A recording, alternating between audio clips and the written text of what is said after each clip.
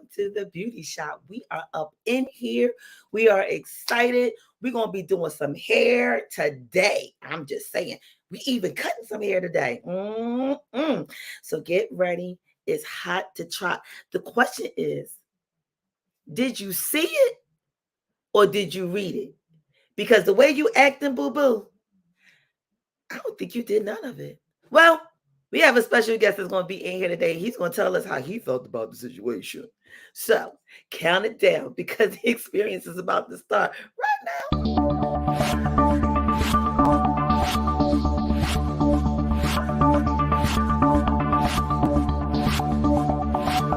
Are y'all ready for this?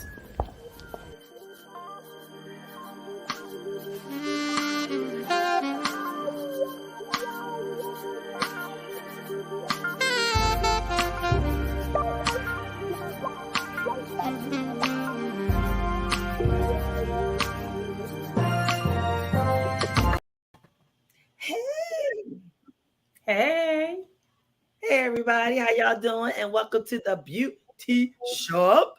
Hello everybody, happy Sunday. Happy Sunday and happy past Thanksgiving Day. Yes, happy past Turkey Day. I think I did too much. Yeah, I did. I'm just saying happy Thieves Day. Okay. Happy what day? Thieves Day. Thieves? You heard me. Mm-hmm. Okay, you got to explain what is Thieves Day. Did they not steal the land? She making y'all clench her pearls early. I was about to say she don't know what thieves. Everybody. Well. I was full. I had a great time. This was my first Thanksgiving in my new home, so it was absolutely amazing. So I was so grateful for that. And the little one came over. She took care for everything home with her, so that was extra special. Take it all, girl. Take it all. And I had a great time. So yeah, that's good. That's good. Well, we partied all weekend because one of our stylists' birthday just happened to be Thanksgiving Day. Mm-hmm. So she had us running. Mm-hmm. You know, she had a whole, I don't even know what you call it, but as y'all can see the effect of it. Happy birthday, cousin. Yes. So happy birthday, Rita. She's the big 45. And I must say she's live and divine. But yeah, so everything was wonderful. Thanksgiving was beautiful. Just glad that everything is everything. So with that being said, we're not going to hold you too much further because our 411 got to go do some hair outside. And then, because, we some traveling stylists. That's what we do. We make it work. And that's how it happens. So, hey, Kim, how are you? Yes. How you say it? We better say that. So we're going to let the 411 come and do what she do best. Are you ready, madam? Hey guys, welcome into the Beauty Shop. We're so happy that you are here with us for another amazing Sunday. Listen, we have 4 great stylists here, right? We have a barber that just checked in with us, so we're going to have some amazing content for you guys. We are streaming right now under many different entities. If you're coming in under Soul TV, hello, thank you guys so much for watching and chiming in. If you're in the know, that is a KNOW. BS Dual Show. We thank you guys so much for coming in. Our brothers and our sisters that is on the sister chat, please allow StreamYard to use your name. And as always, the Muzzle Was Off podcast is in the building, and all of my bartenders are saying hello. Do not forget that we are live, uncut, and unmute right now on our YouTube channel. So sit back and relax. We have a great experience for you guys. Well, she told y'all, didn't she? So yes, we are on it all. And if we're not, let us know so we can make sure we pop in for you. Okay. With that being said, we got a brother in the house. Hello, Mr. Anthony Treadwell. How are you, darling? So yes, y'all gonna have to deal with this spooky voice all night. Figure that. I got to live with it. I'm just saying. But nevertheless, it is what it is. So we're gonna jump right on into this. because we have a special guest tonight. Mm-hmm. But while we have a special guest, I'm gonna let you guys say something real quick because I gotta get the other stylist and she ain't got her keys. I tell you, gotta love her. Where she at? The birthday girl gotta make her grand entrance. That's all right. Come That on, is birthday girl. Shout out to the birthday. Hey, for my birthday. okay. Hey, shout out to the birthday. Hey, give it up for the birthday. It's her birthday. She allowed it. It's her birthday. She allowed Yeah, it. you gotta wait It's till her she come birthday. in, She okay? allowed it. It's her It's a birthday. whole She rhythm. allowed it. You know what? With Hey, that give it being up for the said, birthday. I think we need our special guest up in here to put some rhythm behind it. Like, uh. Well, hello, Shout Peter. it out How are for you? the birthday. And thank you, Peter, even though we don't know what we're being thanked for, but thank you. So listen, the question is for the day. Did you read it or did you see it? Have you noticed that sometimes when you make a post or when you send a text, it's like you got to stop and be like, wait a minute, I didn't even say that. So did you just see it? Did you really read it? Or did you just look at the picture and say, oh, the picture was nice, but you didn't even see the message behind the picture?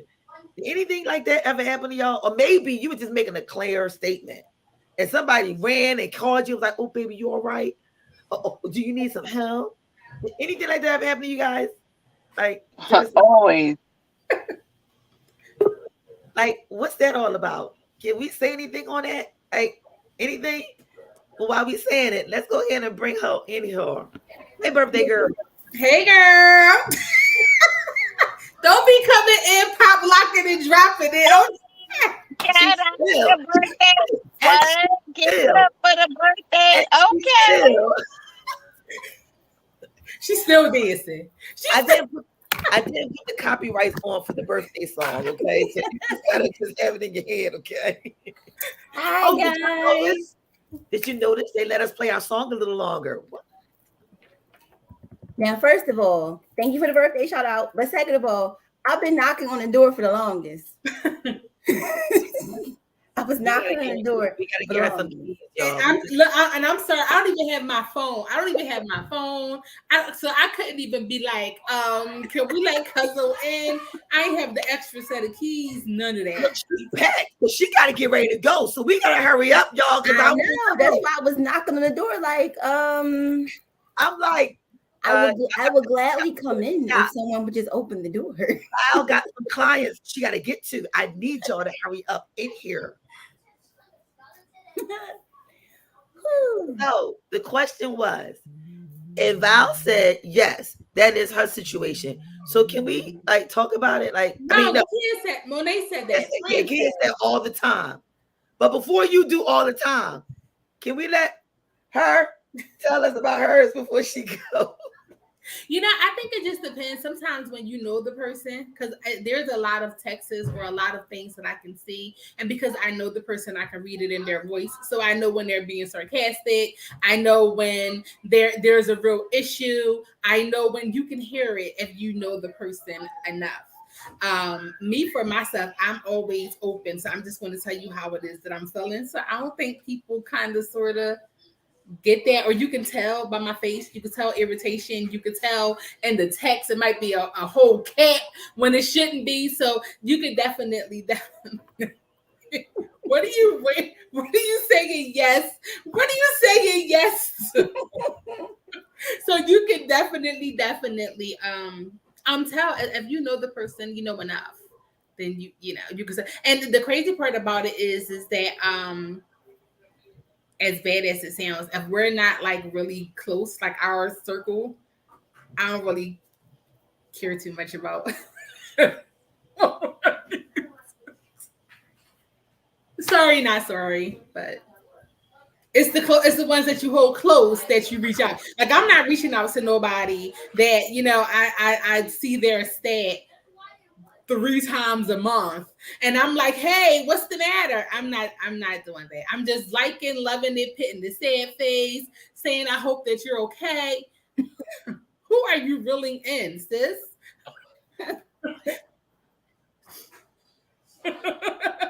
So yeah, that's now you guys. I'm calling like all black trash bags. What are we doing?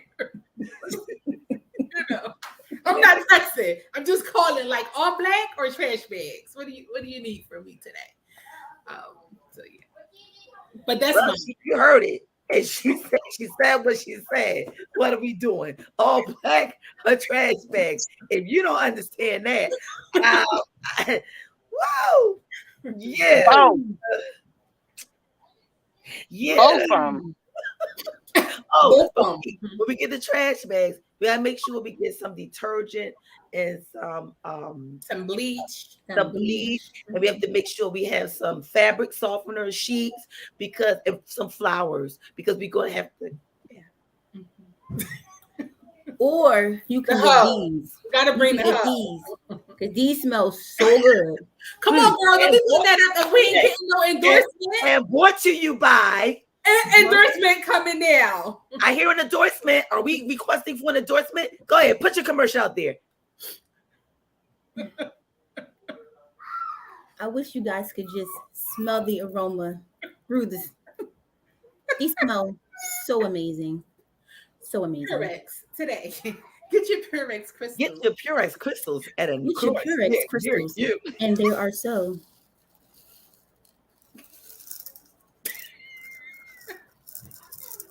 They blue. Look at that. And they look at that. I think I'll just leave this right here because this just gives you such a calm, refreshing summer breeze. Summer breeze makes you feel better. Sorry. There you go. There you go. All right. So brought to you by, listen, Purex, where you want the smooth aroma of a summer breeze. Hey, Purex, you better call us because that was a good commercial. You owe somebody. Whatever works, okay? They smell so good. And I picked them up in error. What? Yeah. I was at the Target around the corner. And I was getting the Downy. And I don't know, the contest wasn't working that good. And then it was this other smelling good person that walked by. And I was just like, oh, I'm just going to grab this right here and just keep going. And then realized till I got home. And I'm like, what is that smell? Okay. And I'm like, this smells so good. I was like, you got set up, friend. I love when the person's walk by ear smell good. Yeah. It's the walk by head. You be like, walk by ear. It's the walk by. What's the smell? Talking about, you know what? Talking about a walk by, our guest, he has a walk by smell too, and he do that voice. He be like, y'all ready for me? And everybody like, yeah. Y'all ready for me? Like, yeah. He like, y'all ain't ready.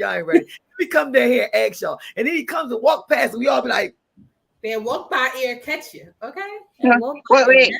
Wait, what they do? We be like, yeah. No. And how they walk by? When he walk by, what they do?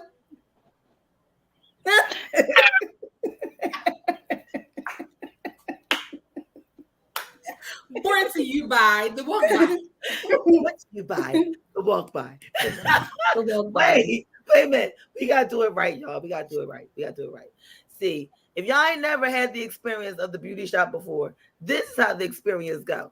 He do the walk by like this, yo. He be like this. He be like, hold on. He be like, y'all ready for this? And the music be playing. He be like, yeah. He like, you ready for this? Like, yeah. Like, you ready for this? He like, yeah. He like, y'all ain't ready for this. He like, yeah. He like, yeah. We come in here. He grab his little instrument. He walk past. He put it.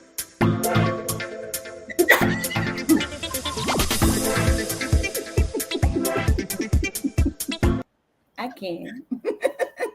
I cannot. I cannot. Look, Kia clutching her pearls like, oh, I cannot. Well, without further ado, I was ready for the walk by. Can we bring the walk by in? Sure. I need some music for him. I need some music. Bring them on in. Bring them out. Some music for him. Girl, not that. ahead. All right, bring them out, bring them out. I Okay, ain't like that. I ain't like that. okay. No, I Y'all ain't That's should why have played y'all one of should my have had. songs. Mother, he Play hearing one of Bring you. them his out. songs. Yeah, he said play one of We, his songs. So Y'all you should have know, we played ain't one of had my songs when y'all hearing brought me him. out. but wait. We gotta bring one of his songs that he said. So I'm gonna say it. I'm gonna let your buddy. How about I'm gonna let your buddy say it? Go ahead, girl. Bring him in, bro. Bring him in. Uh-oh. All right. So, Wait a minute. We gotta send me one of his songs. Go on iTunes. you know what? But what if I don't This have? what we. This what should have happened yesterday, not right now. We ain't doing this. But what happened if I don't have iTunes? listen. Clearly, you don't. It's okay. Spotify, YouTube. It's okay. All y'all gotta do is do this. Go back to July 4th July 4th. when Earth, Wind, and Fire was on stage in Philadelphia, Pennsylvania, Yes. and just look to the left. To the and left. you gonna see, you're gonna see this whole horn section, right? Uh-huh. And he in the front, right? Right. He's going like this. What was he doing? What he do? He said, is that what Get you did? it, Rita. Right? What he And if you don't know that, if you don't know that one, you could go to the Christmas parade. Uh-huh. And they was on the red and white float, and the Red Earth and Fire white. was up on the top row, and they was in the second row. This is when 50 Cent called himself hanging on the thing. Prior to that float, you gonna see him in the middle of the row, and he gonna be. You got it? And then if you don't know about that, you come to Philadelphia and you go all the way back to Warm Daddy. And you're going to see him and his whole crew of the Warm Daddies breaking it down to the lowest common denominator. If you're new to the situation, just go to City Winery. You'll find him. And if you don't find him now, he's going to be here January 15th, 2023 at the City Winery. It is the one and the only Mr. Jermaine Bryson.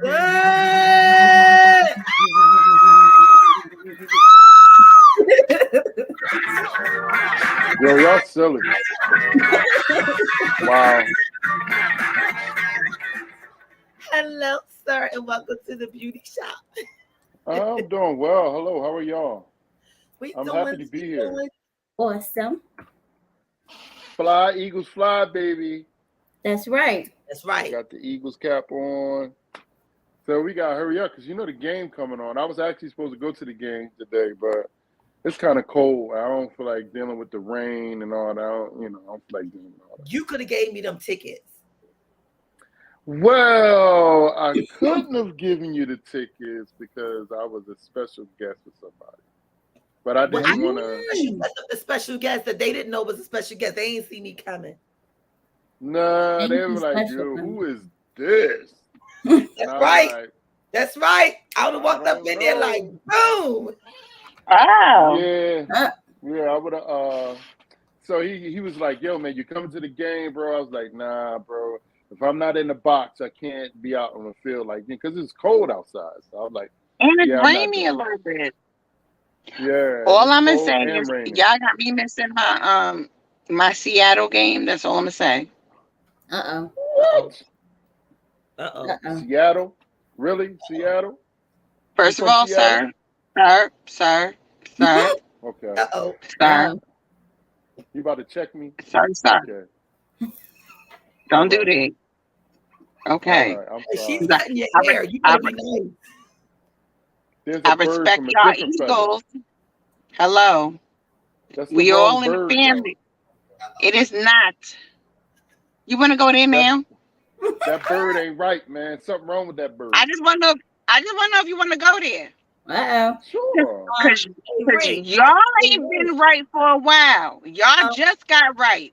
Ray, we're gonna go in the supply shop. We're gonna let them two go at it. We're gonna go back in the supply room. We be right back. Go ahead, y'all two. We be right back. I just don't know wanted what to you know. talking about. Oh, Y'all wait, just you got talking about right. last year? We went to the Y'all playoffs just got last year, right. But and y'all we just won the got Super right. Bowl in 2017. So which one is it? But y'all still just got right. No, Y'all just Nakia, got I'm right. sorry. Y'all ain't been right in Y'all a won long time. 2017, but since when? Since then, since y'all been right now. Y'all just got right with No. Jalen. We not gonna sit up here and act like y'all ain't just get right with Jalen. So what's happening with the Seahawks? First of all, we in a transitional period. What happened last year? We in a transitional period. How about the year before? Do you know how long transitions take? So we go. Y'all like a 5-year process.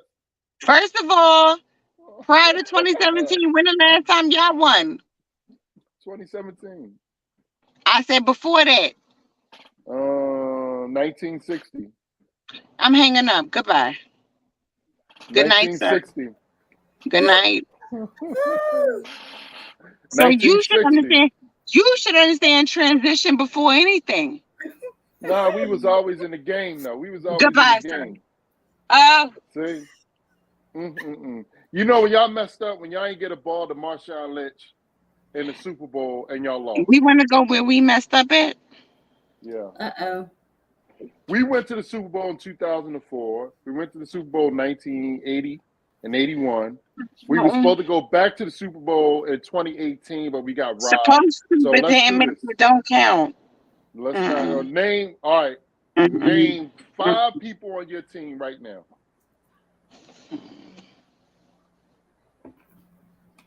I just said we was in. I just said we was in a transitional period right now. Kia. Okay. You gotta name 5 people on your team. Don't and exclude what's the name, the wide receiver. You a hater. You a hater. No, I'm just saying. Name You a 5 people on hater. your team. You know what? You're a hater, but it's okay. I respect the fact that Eagles fans are natural born haters, just like Cowboys fans. Y'all natural born haters. I'm okay with it. You know I'm what? okay And I with it. like the Seahawks. You know what? I like the Seahawks. You know what? You know what? What is this topic? And I played for the Seahawks. I even played for the Seahawks before. Because you know what? See, you ain't gonna get. I get some type of kudos, right? I played for the Seahawks before. You want me to snap? Y'all didn't know See, that, look. did you? That's messed up. Okay. That's messed up. You ain't right. Hey, for the Seahawks. One here. We ain't gonna sit here and act like everybody knew that. Ain't nobody know that. All right. You know what? I'm telling you now. I snapped. No, I don't want the poetry snap. I want the clap, not the poetry snap. First of all, I'm holding the phone with one hand, and first of all, I'm at brunch. Let me start there. Okay. Wait, you have brunch? Don't do me, sir. Sir. It's 5:30. Brunch is over. Brunch lasts in Jersey. Okay, we brunch for real. They brunch break. Brunch. It brunch like Oh how my we break. God! That's like y'all going to the dinner time. You know what? I feel it already. Eagles fans is natural born haters. I feel it. I feel it. I'm just trying to understand the Jersey. I'm just trying to understand the whole Jersey thing. Like, when does brunch actually end? You want to come to Jersey? You want to come to Jersey? I do want to come to Jersey. Yeah. All right. You know what? We got an invitation for you to come to brunch in Jersey, Cherry's Lounge. Let's do it. We got an invitation for you. We got right Cherry's Lounge. Yo, where's that at though? Jersey City, the best city in New Jersey, Jersey City. Really? Jersey City? You in Jersey City? I'll be in Jersey City tomorrow. You are? I'll be in Jersey City. Yeah. That's Monday. Yeah, I'm in Jersey City Mondays and Wednesdays. Where? I'm doing my master's at NJCU. All right, so come up to Cherry's Lounge. Let me know when you're gonna be there, Nakia Monet, and I'm coming. Okay, I got you. Well, Cherries Lounge, Mondays, Wednesdays, whatever. I'm coming. Oh, okay. All right, I'm there. I don't know where that's at though. Is that in the No, dangerous it's in part? Jersey City. It ain't far Like from what part? It's up the hill. It's not far from where you at though. I'm telling you right now, it's not far. Will I be scared? No, you don't be scared. you What? are. Do you see her? She Will I will be protect scared? you. She will protect Yo, you. I got me. So if I got you, then I'm gonna be good. Yeah. Okay, then as long as we good on that, because there's some sketchy parts in Jersey City. Sir, I'm Sean, sorry. give him my information. Text me if you in there tomorrow or whatever day. Come to Cherries. I got you. All right, we'll see. All right now. I'm gonna see. Hey, you know Well, I what? guess What I we do gonna have need a to part find two out. to this. We gonna find out sure. what happened at Cherries. So Shauna, listen. I need to find out some happening spots in Jersey City anyway, because I want to do a jam session up there. I Uh-oh. got you. Uh-oh. She got you. Sir, I live in Jersey. I got She you. got you. So it I looks just as need to though find out. it looks as though I have just became a promoter. So I will Hello. be for some Because Kool and the places. gang is from Jersey City. You know that, right? Well, listen, we about to be Kool and the gang in Jersey City. All right, well, I'm trying to do a jam And session. you know what? And my 6th grade graduation, we sang Celebration. So I'm already in there. I'm in there. She in there. There we go. All up in there, just like Pregu is in there. But talking about who's in there, guess who's in the house? One of our executive producers, Mr. Anthony from London. Hello, my brother. Hello, Mr. Anthony. Mr. Tell Anthony. Anthony. Hey, Anthony, if he's there, tell Anthony I'll be there in London from the 12th through the 17th. All right, in London you heard it, on Anthony. December. Right here. So listen, pop down where you guys are so he can let you know where he's going to be in your town so you can check out Jermaine. So let's check out Jermaine now. So the problem was this. We all write a post and we all say something in the post. But the question is, sometimes it leads you to wonder, did they read it or did they just see it? Because if they read it, maybe possibly they probably wouldn't have done what had happened was after, if that makes sense. So, can somebody let us know what that means? Wait, say that again? Yeah, tell us how that happened. Say that again? All right, so I'm gonna give you an example. I had a situation, and the situation was I put a picture up. No, I didn't put a picture up. Somebody else put a picture up of me being somewhere that I just happened to pop up at, right? So I was asked to partake in something else, which I didn't, and which the plan was I was going home for my birthday. I wanted to go to sleep. But they told me, stop by this place. I said, you know what? I got to come past that way anyway because I'm going to give me something to eat and I'm going home. Well, you know how you tell one person that tells one person that tells one person, and by the time everything got there, everybody was there waiting for me to walk in. It was a spontaneous surprise pop-up party at the place. 3 days later, somebody decided and they wanted to screenshot me the picture of somebody putting up that we was at a party. And they was mad because I didn't accept their invitation. So my statement was, did you read it or did you just see it? Because I'm believing you got angry at what you saw and you let your eyes put a description based off of what it was wanted you to see versus what it really was.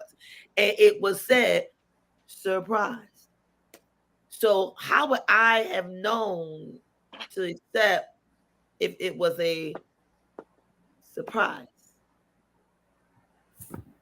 Yeah. And thank you, Mr. Tyrone, sir. We trying to keep it nice and tight. So go ahead. What y'all say about that? Oh, better yet, here's my favorite. You put a picture up and you say something, and they say, oh, nice picture. But did you read what I said above the picture? They never do. It depends on how long your post is. The post is, yeah. If you have more than 5 sentences, they're not going to possibly Yeah. read it. Oh. Yeah, that's a whole marketing thing, though. You know, like if you're marketing something, you want to put everything with big spaces and big lettering and keep it less than 2 sentences. You want to be concise, and because most people's attention span after like the third sentence is a wrap. So you want to keep it real small. You want to space out the words where people, it's like captures them. You need to do different color fonts or different colors of the words to kind of get people from. It's like a capture thing. Like if I want you to say, so I say, hey, what you doing right now? You got to read this.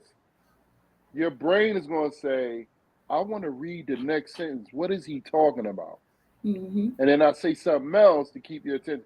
Well, if you read this, the next sentence is going to tell you what I'm talking about. Then you're going to go to the next sentence and read it.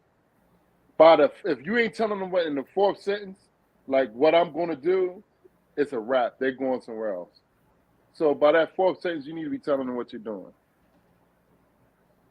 And it needs to be some type of reward in it to keep their interest.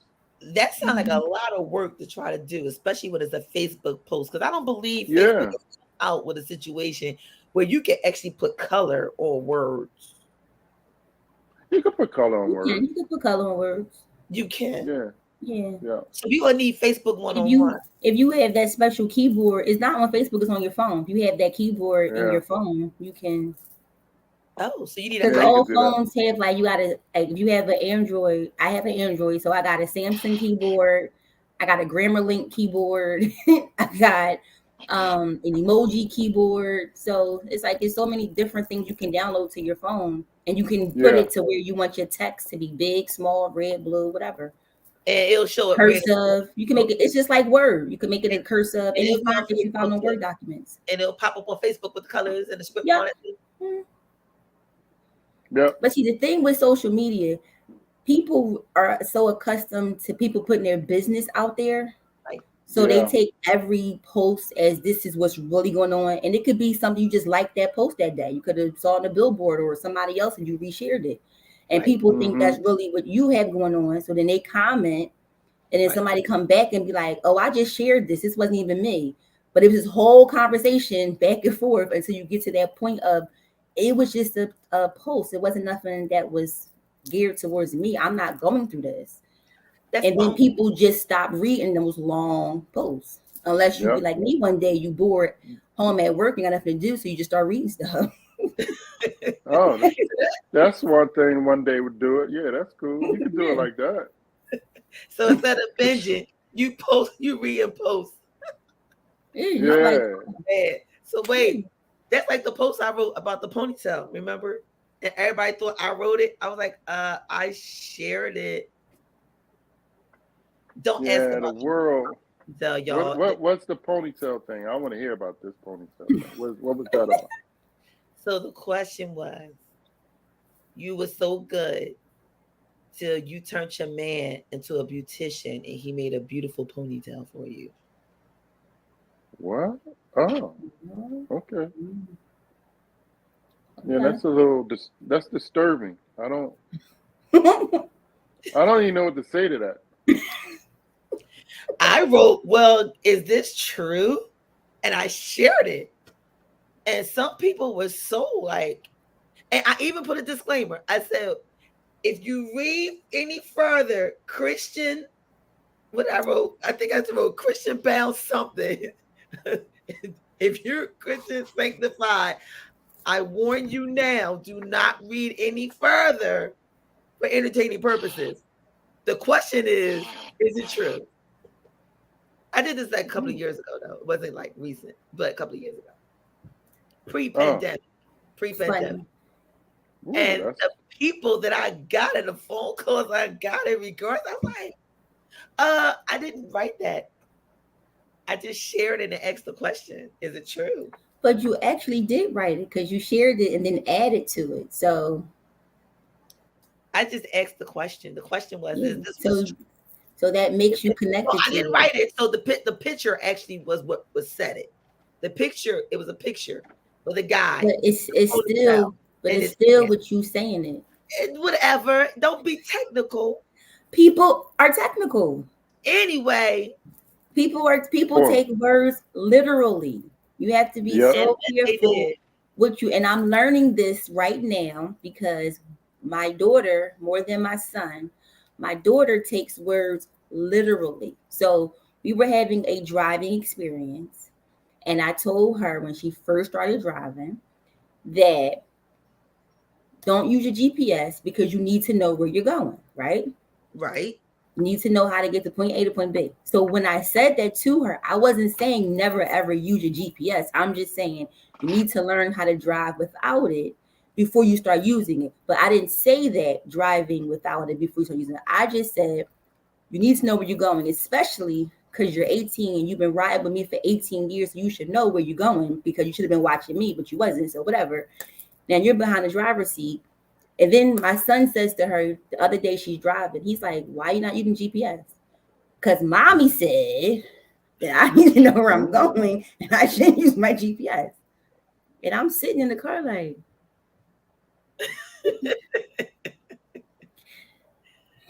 I said that, but that's not, but I can't say that's not what I said. But I'm like, because you should know where you're going. Where my son is in the back seat and he's like, I get what mommy was saying. You need to know where you're going, but there are times that you're going to use it. So he had to break it down further. But she's been driving for 2 years almost now. So this is what you've been thinking about for 2 years? Yeah. Well, Val came through, and Val is traveling, and she says people take it as your thoughts. I can Exactly. see that. Yep. Exactly. Yep. Yep. And I can say that's probably some situations you ran into, right, Jermaine? Absolutely. Always. I run into that every time I post something. Now, when you start getting, every time I post something, boy, it's, I'm like, man, I said, I know I'm not the brightest star in the book. I don't, but, you know, everything could be so misconstrued. So I try to be very detailed and to the point. And even when I do that, and I read the post multiple times before I post it, and I said, if I'm reading this post, what would I think? Or if somebody's reading it, what are they going to think that I'm trying to say? And I'll go through it multiple times, like, and then I'll change different parts of the post, take some words out, put some words in, to deflect it from me, and people will still think I'm saying it. And when you start getting Bible verses and chakras where people they actually think that, I'm like, wow, like I said I'm perplexed. Like I can't even I don't understand why I'm getting this right now. Because I'm like, but you don't want to be rude, so you kind of like you just kind of go along with it, and I'm a personable person, so I'll just like, okay, thank you for the advice, and I don't want to say like, did you read the post? Like, I'm not talking about me, I'm talking about in general, and it just never, people want to believe what they want to believe, so Yeah. I just let them believe what they want to believe, and if you personally ask me, then I'll tell you what I'm saying. But trying to go back and forth on a social media topic, it is, without being able to actually talk. That part, like, you got my number, or you can call me. Like, we have a connection. No. If you read in my Facebook post and I don't have a RIP somewhere in here, don't call me. Don't call me. I'm wrong. Because if you call me, then that's going to be a whole different conversation. Because first and foremost, that means you don't know me. Because you should know, everybody know how I talk. Same way every day, in-house, out-house, whatever. So and everybody know I don't have no cover for my feelings. So I say what I say, it is what it is. If it's direct, it's direct. I'm not going to, now I will say I have put a post out because I had people trolling in the background about relationships because you don't post a significant other and things of that nature. So they want to know, are y'all still together? What's going on? Because you trolling, you trying to be nosy. So every now and again, I might throw out, a little post like, babe is good, kids is good, I'm good. Yes, I have a job, it's a life after this company. promotions, still transformation, like, all that, just to clarify the trolling. But if you call me because I put a post about relationships or a broken heart or cheating, and you want to call me, it depends if it's a Sunday versus a Friday. Oh no. Wait a minute. Didn't our pastor tell us to be the same on Sunday? But listen, Monday through Saturday. But my pastor knows me, so he know me, and he'll tell you. First, he'll ask you, what member are we talking about? And then you say Sarita, he gonna say, I don't think you're ready for that conversation. Think about that a little bit more before you approach situation. But before you approach it, come back and talk to me and tell me what was revealed to you. And he's gonna throw some scriptures at them to let them know how to come to Sarita. So my pastor know, man, girl, what? We're gonna have some people in a few minutes texting and typing amen. Yeah, they know, everybody know me. Whoever don't know me is lying. So talk about know you. Jermaine, you've known Sarita for a very long time. So is that true?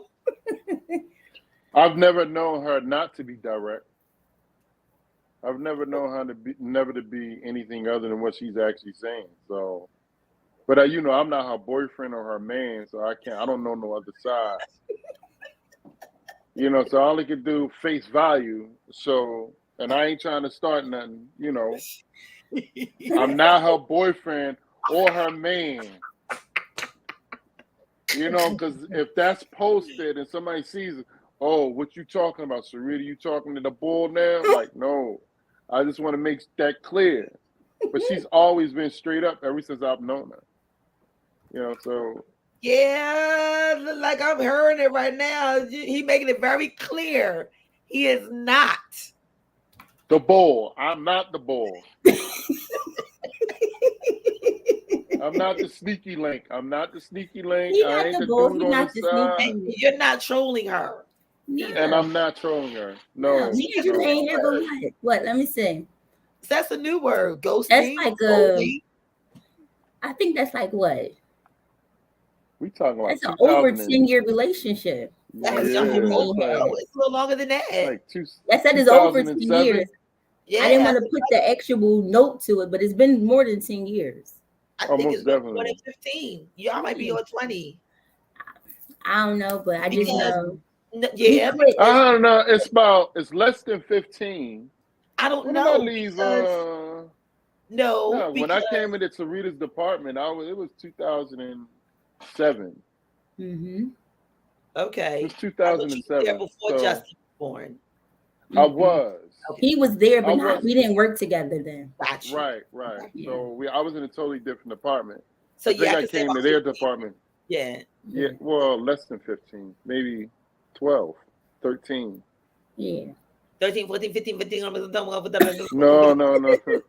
Yeah. I was the bull in 2013, though. Oh, you was the I'm just bull? playing. You was the bull? Hold on.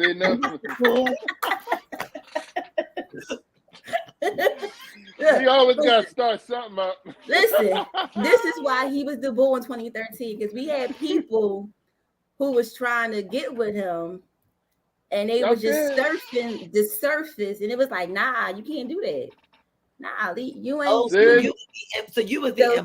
So we had to check them, like, y'all, nah, you ain't. You can't come sit at our lunch table. Get up. No, right. Exactly. You can't come sit over here. Did y'all always go to the lunch? Can we get back to the topic? Because now we at the lunch table. Lord, you can't come over here. You can't be in our. We had like a little circle we used to sit in. You can't come in this circle. Yeah. We linked up. We arm in arm. You can't come over here. Yeah, we used to go to the holiday parties and all that. Yes. See, they don't know. They don't know nothing about that. They don't know. They don't know about your love. They don't know about your love. Oh God. See, now we're gonna get a whole bunch. Watch how these DMs gonna come in next week. Tonight, I'm like, oh, you for real? That's what you was doing? Yeah, they're gonna be like, wait a minute. I thought you were seeing me. It was a joke. It was a joke. I thought you was dating me in 2007. See? Well, when did she come in? Yeah, it's gonna be crazy. And that's when you say, That's when I tell people, I always been here. You still know about it. See? Yeah. She was here Oh, she all didn't the know about time. See, it was in the background. In the background. He was in the background Oh my all God. of the time. See? Ooh, man, See? you sound like you're a choir member. Like you know. Oh, she was there. Oh my God. Give me a tambourine. Shake it. Oh, Oh you my definitely God. sound like why all black people when they sing, they always sound like in the gospel choir. You know. Always. It's the Don't use the one. vibrato and don't wrinkle up your face. Exactly. If you do the vibrato Once you and do you wrinkle that, up your it's a face, rap. that's gospel all day. Oh, she was on the choir. She was on the choir. Yeah. Yeah, that girl could sing. She was on the choir. Yeah. You was an Started in alto. church. I get it. I get it. You was an alto. I get it. Yeah, I was out. No, I was a tenor. Now. You was a tenor? Yeah, Couldn't Damn. have been a tenor. because I was comfortable in the tenor. Really? She a tenor now. She wasn't a tenor before. No, you wasn't a tenor. No. I can't even go with that right now. I'm not even rocking with that. No. No. No, I'm not rocking with that. Mm-mm. All the way you Mm-mm. Don't do it. Don't do it. Oh, I done did it. Don't do it. Oh Lord. So let's get back to the post. So tell me a time when you really had to like stop and say, yo, or did you ever? Did you really have to go up to somebody and go, you know what? You did not read what I wrote. Yeah. No, I never did. I never did that. Only because you don't want to offend somebody, and if a person takes the time to DM me or message me and say, I'm praying for you, brother, or this is what I do, or this is what I do in these type of crises, I'm just glad that someone's there to like actually care, that actually cares. So Okay. I never really say it's not about me or blah, blah, blah. I just say thank you because, I mean, this world is crazy. So just to have people that genuinely care about you, even if they're just being nosy, they took their time out to kind of say, are you okay? Mhm. And if no one ever responded, then there's a problem. Okay, I can see that. I can feel that. I really can, because they are so. And yes, today you have to be so careful, because you can look at somebody wrong and you don't know they're gonna pull something out on you. I mean, Right. I feel like Will Smith all day, every day. Not the smacking part, but the part before the smack when he used to say, "I'd rather be a chicken today that can see tomorrow versus dealing with you right now and you putting me somewhere else. I'd rather be the chicken." But don't get that twisted. I still know how to stand on my own 2 feet, but I'd rather be the chicken than I say that at all. Right. Yeah. So you I gotta try not to say nothing. Yeah. I don't address people. I just let it be what it's going to be and say thank you and thank you for the advice and keep it moving. You know, because that hurts people's feelings, especially when you be like, yeah, I wasn't actually talking about, and you just never know how people psyche is. Like if you, when you address something, and if they're not on the same wavelength or they're not, don't have share that same type of energy, they can say, what do you mean? I don't like you anyway. And then it just goes way left. So you just kind of, and you know, when you're texting and, you know, you're doing things through text or via message, though, if you don't say it, you know, emotions tend to vary, because the way I might be emotional about something, they might not feel it's emotional. So if I'm not able to speak with you to actually tell you what I'm saying, then I just pretty much just say, take it as a wash and it's just a misunderstanding. You know, I had that happen where I thought someone was saying something, or I gave my opinion to a reading, and it came back at me with, well, that's not what I was talking about. And I was like, oh, okay. But you didn't you didn't get all emotional with it. No, Some people, but some people can't take that. Like, you know, that aggression, like If they feel like you're saying something aggressive, then it turns into something else, and you can't really say I didn't mean it like that because you're not actually speaking to the person. Right. You just say thank you and keep it moving. Yeah. But you know something, you should actually read the post. You should read the post so everybody knows how something can be misconstrued just via social media. Yep. That is so true. Sure. True. You got to be very careful in your reading because, you know, and then you got to also be careful because everybody's reading is not the same level of comprehension. Right. The whole like, well, the way I look at it as my perspective on it. So you got to kind of be like iffy on both contents on the fact of guarding yourself as well as understanding you kind of put yourself out there to be picked on. So when you get picked on, right, you respond to the pickings. If that makes sense. That's true. Put yourself out there that, so I have to admit, I knew I was putting myself out there when I put that post out there about the ponytail. But it was funny. And I wrote, this is funny. But then people were like, but when you say that this is funny, people take that slang. Like when you argue with somebody and you like, are you being sarcastic? Because that's my favorite thing. When I'm texting somebody or we in the argument or whatever the case is, I'll always say, this is so funny to me. Because and not that I find you I find you amusing. This is not like hilarious. But I just find you amusing. I'm like, this is funny to me. Like, this is so funny. Yeah, she is, y'all. And if y'all don't know that about her, you would think she thought you would say, haha. Yeah, it's like, no. Like, this is so funny. And then people who know me know if I'm being hilarious when I say hilarious funny, or if I'm just saying, you real funny right now. This is funny to me. Yeah. This is entertaining. So when you read that, like if I wrote that, they would actually read it to be like, wait, what is she saying right now? Versus you just saying, I think this is so funny, y'all. Look at this, read this. Wow. So it really depends, like who's the person posting it. No, mine, I actually put out there and read it because I even told them, if it's true, ladies, I say, ladies, give me a thumb and guys, give me a pound. I said, this is really funny. I'm curious. And they was like, people were giving me pounds. Some guys were giving me thumbs. And I was like, oh, I guess it's true. And I mean, because when I saw it, I was like, yo, for real? And I was like, wow, that's funny. I was like, I'm going to get in trouble for this. And I even wrote it. I'm going to get in trouble for this, but I just need to know, is this true, lady? Give me a thumb, guys. Give me a pound. And the call of how that was so disrespectful. And because people know you know me, that puts off a very bad vibe of to say that people are, that I hang with these type of people. I said, are you serious? I was like, well, you know what? We don't need to be associated with each other if you can get this technical about a post. Thank you. And I give them a thank you note.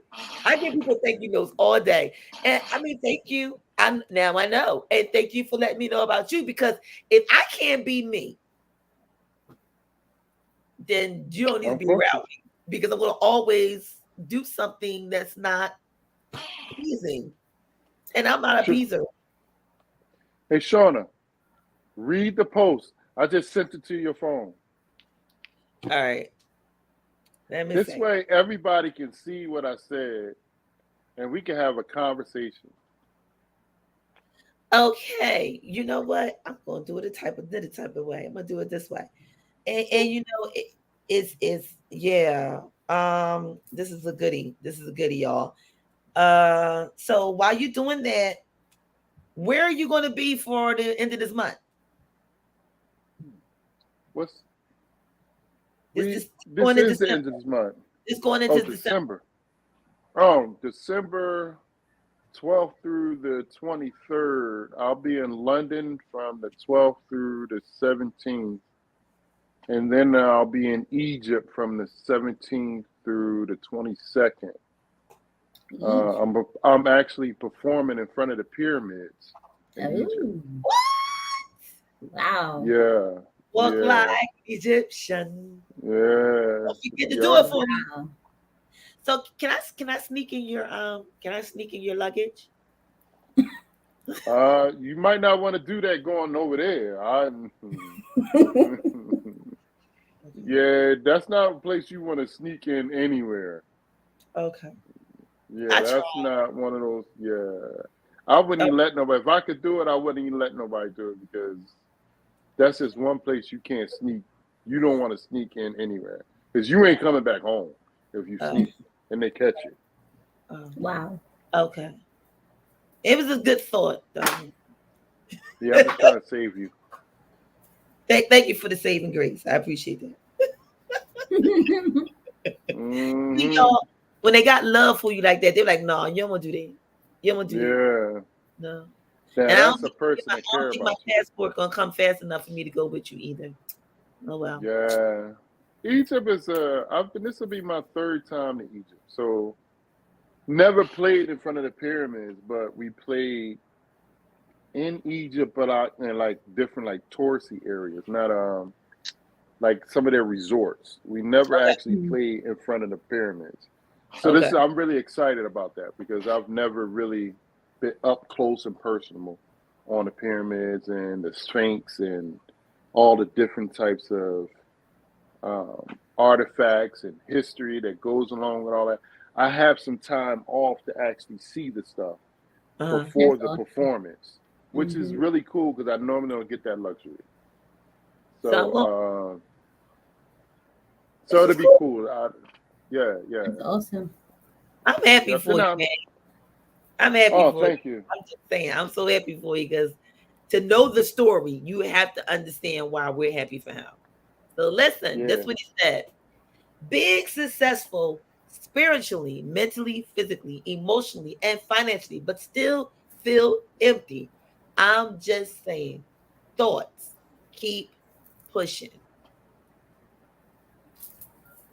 And what happened? Now, with that, I posed that question to see if someone would get it, like to see if they would read deep enough into the post to figure out what I'm actually talking about. And thoughts was to have a discussion about it. At no point in time was that supposed to be about me. Like I wasn't kind of saying it because I was going through that. I was saying it that so many people in the world goes through this, but there's always one common denominator that links all the people that go through it. What is that? What is that? Let's have a discussion about it. What do you think that is? Man, I got all kinds of self-help. Like go to I need you to go to call this number, they'll be able to help you out. We don't want to see nothing happen to you. Read this Bible verse. It was getting really deep, and I said, I'm really glad that you guys care about me like that. But I wasn't really saying it because I'm in it. I was saying it because there's so many people around me that goes through it. Right. And I just wanted to see if we all can come up with the same answer. And it was only 2 people that came up with that answer. And Shauna, you were one of them. And we had that long conversation. But it was only 2 people. Out of all the people that commented on it, it was only 2 people that came up with it. And I was like, wow, this is crazy. Like, and I thought I was very clear, but maybe I wasn't. I don't know. So, We're gonna pop the question you up. tell me. We're gonna put the question up one more time, and you tell me. Being successful spiritually, mentally, physically, emotionally, and financially, but still empty. I'm just saying, thoughts keep pushing. What do you think people saw, y'all? Did you see it or did you just read No. it? Did you not read it? No, people didn't. They read it as he said it. And they're thinking like he's successful right now. Yup. And he may be single. Yup. So you know, he has all this finance, he has all this wealth, you know, success basically, and he's on a journey and he's connecting spiritually, and he just needs that person next to him to help him to make him feel full. That's what people read. That's what they read. Now 3 people said it. I ain't even telling the answer. That's what they read. You got that? You got that, Rita? That's what. Now, me first looking at that, just by me, I wouldn't even say that's what your situation is, but it's just like, because, and also I've heard a lot of other entertainers say that. Yep. That they can't build relationships being on the road because the female don't understand, or vice versa. Yep. And they have all this and nobody to share it with. Yep. So when I first read it just now, it was like, oh, but I know that's not your situation. I don't know personally, it's not your situation, but I'm just like, I don't think that's your situation. So like, what do you do? And that's what they read. But even in the event, even in the interim that this is him, the answer was, what's missing? Right. Her. It wasn't missing to go get help. It was saying what me and Reed both agree on. You have entertainers that are in fear. They will say all day that it's not about fear, but it is. They're in fear of the fact that I can't get somebody that's going to be able to stand with me in my stead and be okay with me being me in my stead, and us be successfully in a marriage or a relationship in my stead. But there are some people out there, but there are very few, because there are some people in their stead that say, yeah, I could deal with it. But the first time a woman come up, the insecurities, or the first time that scent goes like this and they follow you and the woman step out like, you better not. Because that's where the trolling comes from, because you figure how many times you perform somewhere and then you post like, thank you everybody for coming, and you see these same 3 females that keep saying, you know, they didn't even have to be there. Oh, you're hot. Oh, you are amazing. They didn't even have to be there for real. They just I can't wait to get here. And whoever you're with could be just that one day. Like, why these 3 keep always? It's just human. Then they start going through their profile and looking. Wait a minute. Why they got your picture all up in their profile? Wait a minute. How long did you know them? Like, wait. And then the detective come out, and then the conversation comes out when you see him. Hey, boo. No, don't boo me. What's this? Yeah, it just happens.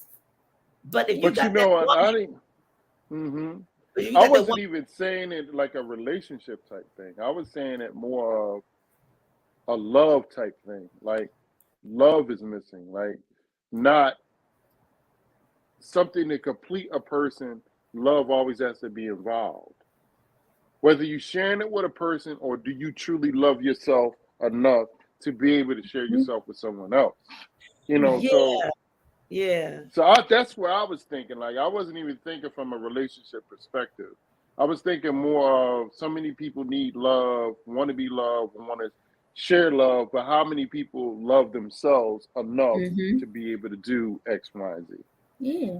And that happens now. Like, you can just have a regular 9-to-5 job, and that post applies. Yeah. Right. Yeah. You know, it don't even have to be that. It could just be, or not even love as like you said, relationship. It can just be a really good friend. That's it. Right. There's so many people that component is missing from their life. Like, you never have, like, it's so many people that will like say, I have no one to talk to, but I have all of this. I have, I have time, and I'm spiritually. Some people was questioning my relationship with God or the Creator, and I was like, that post says absolutely nothing that will remotely think that if it was me, that I had a problem spiritually, because it said you can be spiritually, financially, emotionally successful. Because if you're spiritually successful, you have a relationship. Yep. Right. So why would you think I don't have a relationship? Like, I don't, like, that one just actually really blew my mind. And most of the people, that's where they went to Yeah. was the spirituality. And I was like, but I'm saying, if it's me, I'm saying I'm spiritually grounded and I have that in my life. So why is that the question or the answer to what I'm saying? Like, I don't, that just messed me up, because I was like, yeah, I don't know, that do you really believe in God? What are you doing it for? Is God really a part of your life? And I was like, wow, like, if you know me, if you personally know me, you know spirituality has never been a problem with me. Like, I've never proclaimed any of my success based off of what I did. Like, it's always been, I've been blessed to be able, and the Creator, the God, whoever you call, whatever you call him, and I try to say it in a non-denominational way, where I'm not offending, and whoever your God is, that's the God who blessed me to be able to be in front of you, to be able to do what I'm doing, because I'm just using the vertical current that's flowing through me to get out the message that's coming out in my music, that's coming out in my energy, that's coming out in my spirit. So if you know me, you already know that can't be the problem. Right. You know, so Right. I don't know.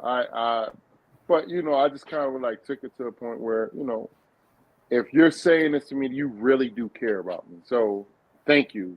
And I'll take that into consideration. But it was like, I had so many, it was crazy. Yeah, if you've read some of those posts, or just some of the messages, and I was like, wow, like, I said, But okay. you know, that goes back, you know, it also goes to, a lot of people have selective hearing. There is a thing called selective reading too.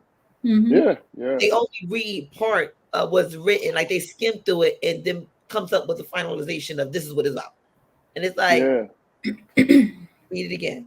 Yeah, and they pick out the ones that they associate with. Yep.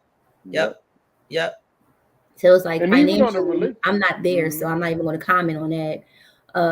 But I'm going to hit you spiritually, because, you know, I'm on this spiritual walk right now. So I know 17 scriptures now, so I'm going to throw 13 of them at you right now, because you know, I'm there. Man, if Kia was in this room right now, she would flip out with that. She says people just stick a scripture to everything. But our pastor says, be careful how you apply a scripture to a situation that has nothing to do with what you're talking about. You better read above and below it to make sure that you're applying that right thing up in there, because somebody that you don't know what you're writing on that scripture, and they know what's above and beyond, and you just stuck it to it, and they're trying to tell you something else now. So you got to like be so careful. It's like, it was a good deal. It was a good thing. It was a good conversation, but then here we go. I never bring scriptures into anything I do, because you can't be so naive that everybody believes or reads the Bible. Like, so you can't always go straight there. My approach has always been common sense. Like, think about what you're saying before you say it. Or if I approach you with something, I have multiple scenarios, you know, things that if I say it, you could get what I'm saying, and I give you examples of why I'm saying it, and this, just to kind of, and I'll break it down into layman's terms to make sure you're understanding what I'm saying, and try to leave, you know, religion out of it, because once a person hears religion, they automatically get defensive. Like, they especially if you're not saying what they think you should be saying. Right. So I don't even, you know, I try not to even put religion in it. Yeah. We should get some questions from the peanut gallery. And you know what's funny? It's the ones who don't even pay attention to the word themselves and be the first one to go Christian on you. Like, yeah. And they know you. They know that you're Christian. So they're like, oh, you shouldn't be talking like this. This is not how Christians talk. Yeah. It's like Well, what? you supposed to be a Christian. How dare you not How act dare like you that? question that? It's And I'm like, thinking like, but so aren't well, you? that's why you gotta say what one of my girlfriends say. Facebook said, "What's on your mind?" This was on my mind. Exactly where I was There you going. go. The question is, we sit there and we say all the time, like Val mentioned earlier, they take this as your thoughts. Well, it says what's on your mind. I'm just telling you what's on my mind. I didn't say that the mind was on applied to me. I could look at I Right. could look outside and say, oh wow.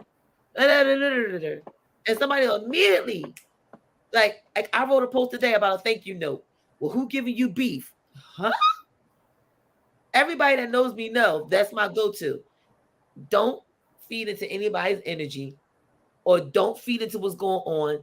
Give them a thank you note and let them be gone. If they leave, they did you a favor because now you got to deal with it. Just give them a thank you Yep. note. Learn what you learned from it. Take what you took from it and keep it going. But don't keep feeding that same negative energy. Let it go. Why? Yeah. Why can't I keep feeding that negative energy? It makes me feel good. And you're now giving me attention that I've been seeking from other people. So why not? There go the flip side of the devil's advocate, right there in the top corner, ladies and gentlemen. Why Well, not? you know If what? listen, if I've been searching for attention from whomever, no one said that it had to always be positive attention I was receiving. So if you're Yep. giving me that negative energy, you're still feeding me. You're giving me attention. So I'm going to take it negative or positive. There you go. And I'm And going some to drain people, you until you decide to stop talking to me and block me. Yeah, how about that part? How about that part? Yeah. yeah, some people like to just, I don't know, they get a kick out. Some people like negative energy, like that's what they want. I mean, Mm-hmm. people Yep. just feed off it. Just like people like positive energy, there's people that like negative energy. Like so, sometimes you just gotta, I don't know, I mean, you just gotta navigate the waters and really know your audience and Yeah, know who you're talking to. right. Because then that would give you the right. Hopefully, that would give you the right direction on how to deal with that particular person. Right. Right. And that's what that's what the take from this basically all is about. Is let you know that even, sometimes you got to go beyond, even though it says what's on your mind, understand that it's going to lead to something else. So Mm-hmm. take the tips that Jermaine said, and Jermaine said, try to be specific about what you say. Think the advice warranted or unwarranted. Everybody has an opinion and everybody has perspective. Is not going to be always on point to what you're saying. And sometimes people are just going to look at the picture and they're not going to look at what you wrote. Right. Now, if you want to, I don't know, it can be applied as, and unfortunately, when the artist says it, they automatically assume that that's what they're lacking. Now, I'm not going to say that because I'm single, I'm happy with who I am and what I am and what I do and all that good stuff.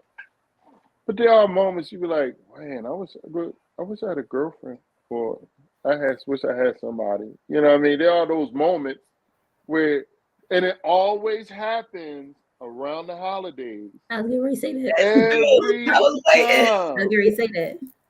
I was waiting. Thanksgiving and Christmas, boy, you want to talk about, you be like, everybody there all coupled up. You like, Yep. Yep. And they then look you at start having, the clock like, when you gonna. Yeah, where your boo? but, Where your boo? but think about this. But if you're the person now, I'm not going to put nobody on blast, but if you're that person, every couple person comes to you and try to live vicariously through your exploits of what you're doing. Yep. With, they're like, Yep. man, I know you got all the girls, man. How you get that one? Well, I know you get. I know, they So I'm like, are you happy or are you not happy? Which one is it? I don't. It's the face for me. Wait a minute, it's the face. Right. For me. Did you see his Right. face? So you like, Right. are you really happy or do you want to be single like me or Mm-hmm. you just. I mean, there's their pros and cons, but it's always that you always eat the couples or the married couples or just the person in relationship. They want to ask you about every girl or everybody you done talk to. And I know you was with this chick, or who you meet today, or who. I'm like, dude, you got a whole girlfriend or a whole wife right there. Like, why are you worried about what I'm doing? Like, I don't understand. I'm They over want here you to be wondering why happy. I'm not doing what you're doing. You know what I mean? Exactly. They want you to be happy, is what they say. Because you have so much to give. So they want you to Right. be happy. You need somebody on your arm. That's what they saying. They singing Mary J. Blige for you, boo. I just want to be happy. That's always the answer when you Boy, say that. Why? Because I just want you to be happy. Who said I'm not happy? exactly. Yeah, Exactly. it's always like And that. everybody's not wearing a mask of happiness to say, I'm really happy, but I'm really bitter at the same time. And we're going to be talking about that too. So y'all stay tuned because the next topic of discussion is going to be, is your happiness really your bitterness? Oh, Mm. wow. Okay. Is your happiness really your bitterness? So stay tuned for that one. And we want to hear from you too, to wonder, so you can give us some ideas of how you want us to lay this hairstyle down. Because, sometimes we know what the hairstyle looks like, but when it comes out, it's something different. So again, is your happiness your bitterness? We're going to talk about that. So, yeah. Yeah. Yeah. Deep, right? That's interesting. Very That's much very so. deep. You sound like you may want to do another haircut and come in and get your hair trimmed up and your beard shaped up. Yeah. You know what? At some point, I don't know. It's all in perspective, to be honest with you. I don't know if I want to be a part of that conversation. I don't know too much about that. I don't even know what I would even say on that. Like, is your happiness really your business?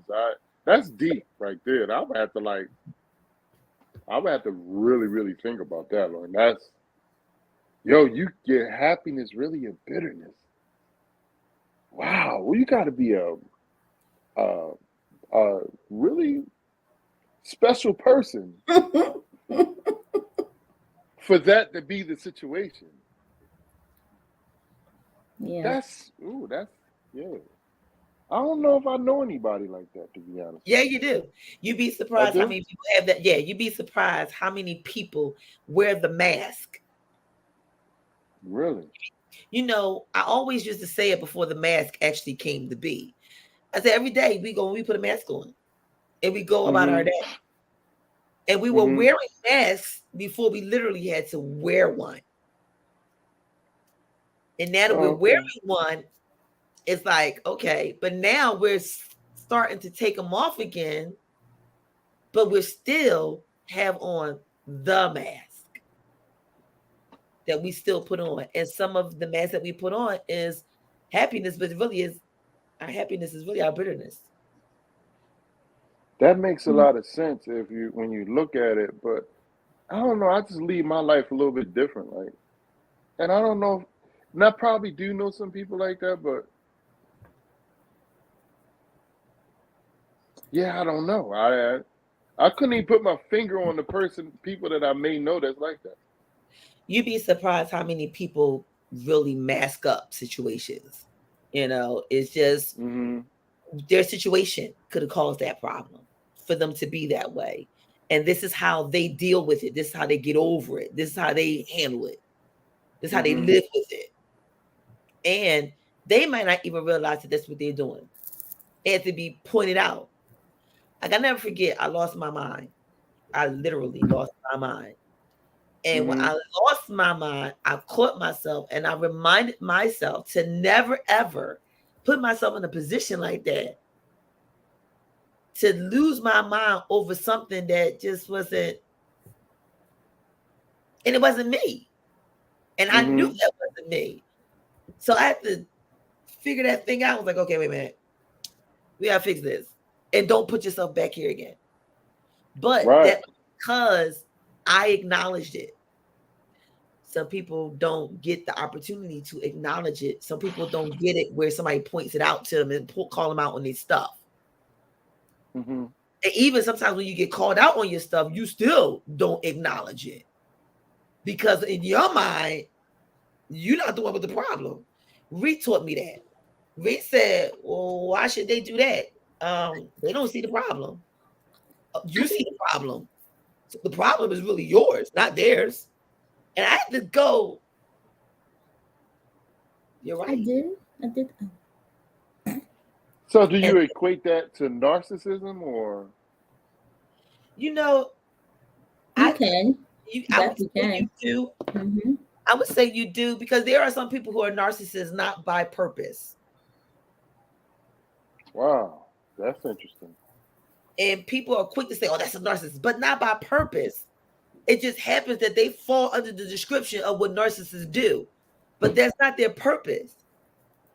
And some people indirectly are narcissists, not even acknowledging that, dude, this applies to you, because you don't see it. Because again, in your mind, like we said, I don't see the problem. You see the problem. I don't. And that's somebody's description of what a narcissist means. Who say they right about that description? I'm just doing me. So I feel like Pee Wee Herman every time I hear that word, because I've been on the phone like the last 2 weeks, and this person just keeps saying that over and over again. They're a narcissist. They're a narcissist. And they say it wrong. They don't even pronounce the word correctly. And I'm just like, so y'all all saw Pee Wee Herman when he used to have the playhouse and the word of the day, and everything in the house would scream when you heard that word. And that's what I just feel like every time I hear that word, I just want to just scream. Yes, and my son told me, he said, you know what? Everybody has a little bit of narcissism. And I was like, but when you think about it, narcissism not by purpose. Yeah, everybody has think of me only moments, and sometimes that's what the situation calls for. I need to think about self first. Right. So I can understand the whole not on purpose thing. Because I don't think I'm narcissistic, but maybe sometimes I can be narcissistic, but not on purpose. Right. Some people are created as so because they're conditioned. Because I've been hurt all the time. I always gave to everybody. So now it's my time for me to do me. I don't care about nobody else. It's just about me, because I need to protect me, because when ain't nobody else around, it's only left with me. So you know what? It's about me and my survival. Somebody will look at me like, you know what? You're a narcissist. Yeah. That's true. Because you don't know my story. You don't know my story. Right. So you already defined me and labeled me as so, not knowing my story. So now you don't know my story. Now you walking with the label of narcissist stuck on my forehead. And the problem is I was hurt. I was broken, and I never got fixed. And I fixed myself so that I won't be hurt again. And now you want to label me as being a narcissist? Really? Yeah. Let's really talk about what that means for real, for real. Can we really do that? Some people are taught to be that way because of their culture overseas. I tell you, and whoever was the genius that went to overseas and got those people to become collection people that calls you and keep bothering you over and over again and won't take no for an answer, you were a genius, Mr. and ma'am. You was a genius. But in their culture, that's how it is. I'm not taking no from answer. I'm not going to leave until I get what I came for. But that's how it was taught. That's why they call the United States, they call us the rudest people. But we look at them and say, no, y'all rude. They say Chinese people digging in their nose is good luck. Keep digging. I'm sorry, we're not doing that. That's nasty. And they too digging their nose. And they dig long. They be like this. And you be like, oh. And then they have a nerve to go like this. So what am I going? No, don't you touch me. I've been to China before. You ain't never lied. Hey, yeah, you over there. Okay.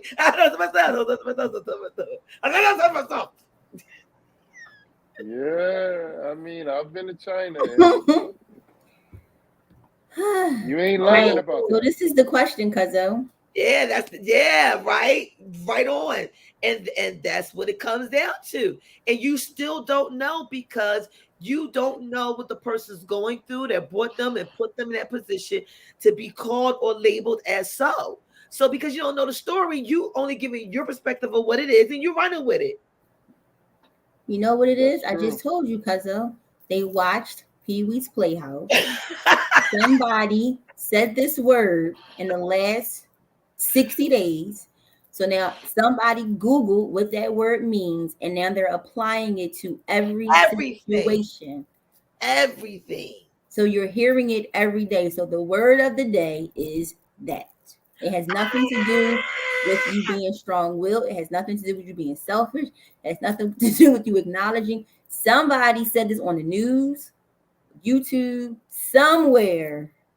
And now everybody's running with it. They're like, oh, just like the word, what was it? That everybody swore is that they swear is not a word. And Denzel Washington said it in, I think it was the Blues. I think it was in Mo Better Blues.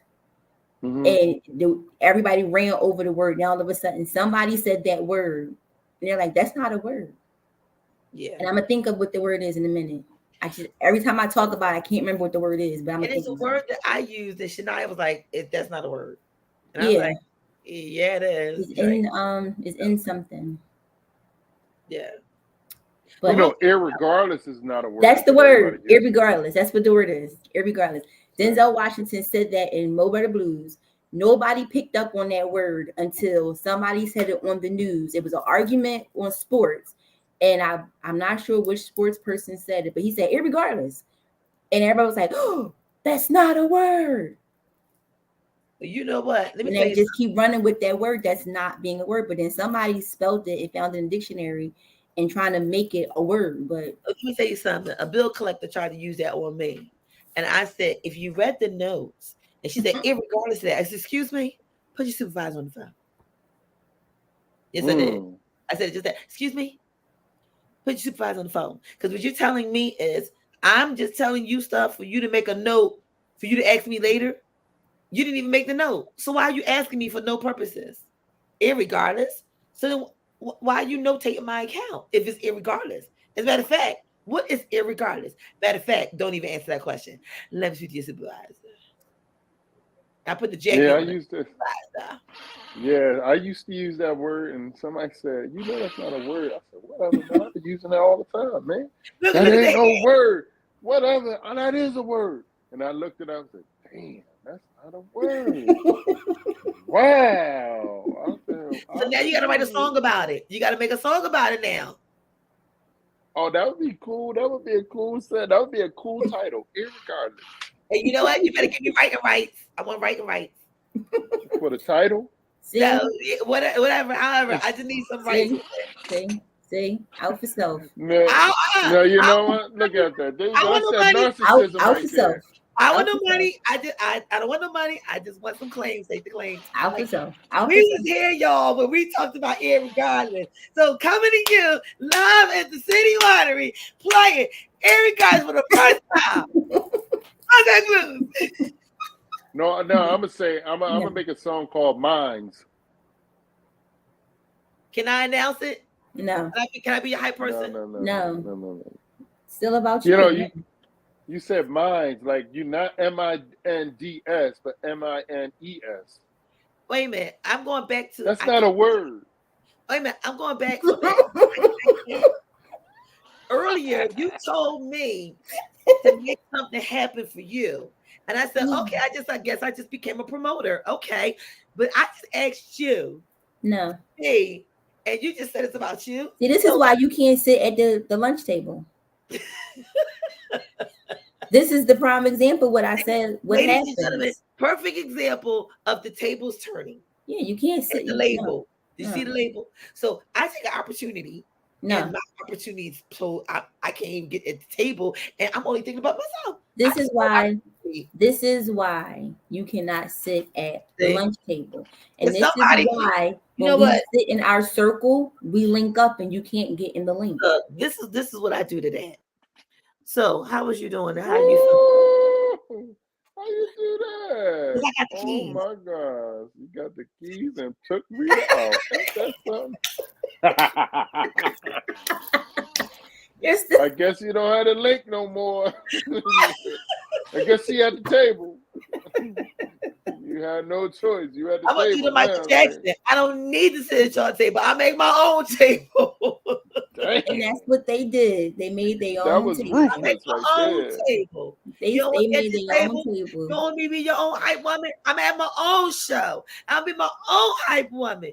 Now, what? And I ain't gonna let you play on my show. Now. Woo. I don't want to play on your show. Now. Good. I'll make my own show. Invite. Anyway, it's gonna be the biggest, baddest show on the planet. I mean, everybody come through except for you. You know how many shows was created because of that? Right. Yes, I do. That's where the word podcasting came from. Yeah. You don't want me on your podcasting. I have my own podcast. You don't want me to be on your radio show? I make my own radio show. We have the genius to thank, Mr. Michael Jackson. Thank you, everybody. See? There you go. Make your own thing. Make your own thing. Yeah, that's how you gotta play it. It's your own thing. Do what you want to do. I can't tell you what to do. See, what happened to his invite to the birthday celebration? So see what had happened was. So see what had happened was you was currying. You was doing jerk chicken. No, I'm sorry, jerk turkeys. Jerk turkey. And what happened to the invitation to the jerk turkey? You were doing the turkey, so I didn't want to bother you about that. But there is some events coming up December 2nd and December 3rd at the Calabash restaurant. Banquet hall. That you know the famous one of the famous DJs who's going to be there. So I don't know. Maybe I might show up to that. Maybe are we having a reunion? Are we having a Caribbean reunion? Well, hold on. I wasn't invited to the birthday party. Well, see, I didn't invite you to the birthday because I thought you were out of town. No, you did. I did. Because I didn't see any flyers because normally I do spend my birthday with you. She always thinks you do. I always spend my birthday with you. This the face, y'all. And if I don't see anything posted, I always think that you're out of town. Look, it's the face, y'all. It's the face for me, y'all. It's the face. See? We do celebrate my birthday. Yes, they do. Right. They celebrate their birthday. I can't even say nothing. You know what? I'm gonna let it rock. You know what I mean? You know, I'm let it go. And that was thanks to Warm Daddies, which is no longer an establishment. With us.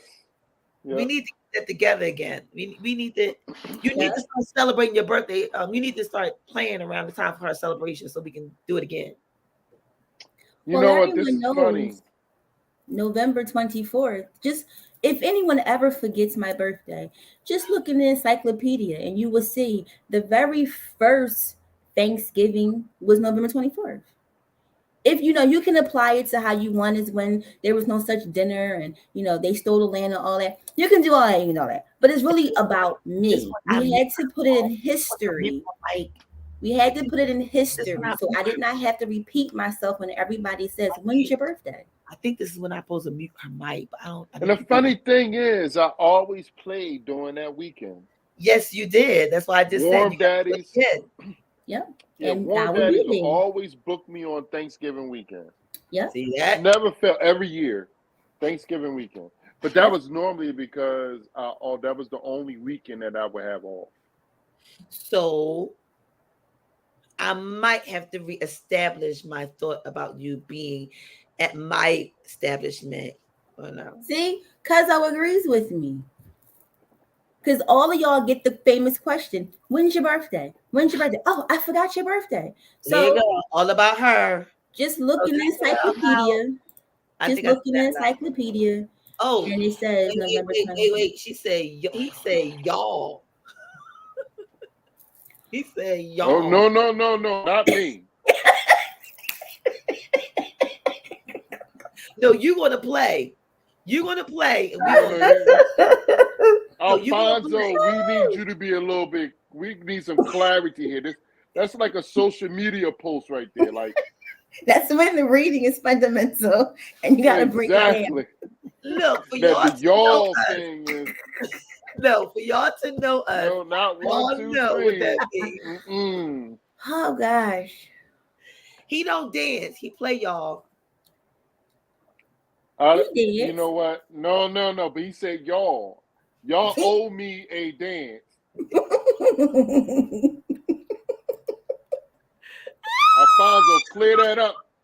There you go. That's what I'm talking about. Oh, that's what I'm talking about, brother. You know what you got to do for him? You got to give him a Caribbean cut. You got to give him a nice Caribbean cut. What's a Caribbean cut? I don't know what that is. A Caribbean mood. You got to make a song with a little Caribbean feel with it. Oh, that ain't my lane, but I'll figure it out. Okay. Challenge. Well, Mr. Alfonso is a very good connection that can help you with it. Yeah. Oh, okay. All right, Mr. See, Alfonso. you never know who you know when you know what you need to know. There you go. And you know what? He would have been a very good person too on that post too and put his insight on it. So how about we throw it up real quick? All right, y'all, because we're about to shut it down. It's about the time for these gates to go down. I thought that our other beauticians was going to be able to make it back, because they have to go and do hair outside of the shop. I thought they were going to maybe back it back. But we're gonna wait a minute. We're going to give it a couple of minutes. But we're going to throw it up real quick. Here is the question of the day. Did you read it or did you see it? And the response is, how do you feel about it? Can you tell us? Let's see.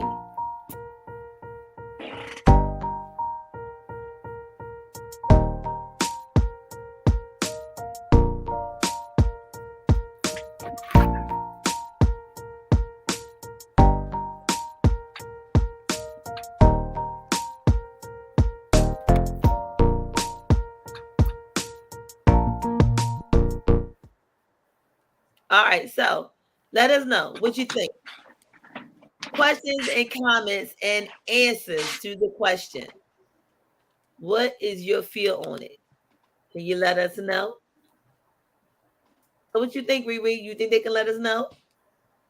He said, been there. So what was there that you've been? He said, been there. How many minutes did we have before the kickoff? For the game? Yeah. How many minutes? Game comes on at 8 o'clock. Okay. We're not going to be here till 8. Okay. Just making sure. Yeah. You see me looking. I'm looking. So, again, Alfonso, what you have to say to that, sire? I need to know what that means. Why I crunch on this nice, here come a commercial, Popeyes shrimp. It's not just chicken. Popeyes, Louisiana. So Popeyes, I'll be coming for my sponsorship as I dip my cocktail crackling. You were not supposed to be. Really? You were not supposed to ain't. be. Like what? Yeah, but sponsorship. Not in a barbershop. What's you about Popeyes? What's you about Popeyes? Shrimp How you eating in the shop? Because it's my shop. See, that's where that famous word come from, right there. That was right there. And I need sponsorship from Popeyes. So go ahead. He said he was very successful and was good with myself and had all the money I wanted, but something was missing. So what was missing, sir? When he says was, is that past tense and he's no longer in that branch, or is he saying it? I don't know. Is he are you not successful anymore and you don't need it, or are you successful and still don't have it? Which one? What's happening? Let's see what he says.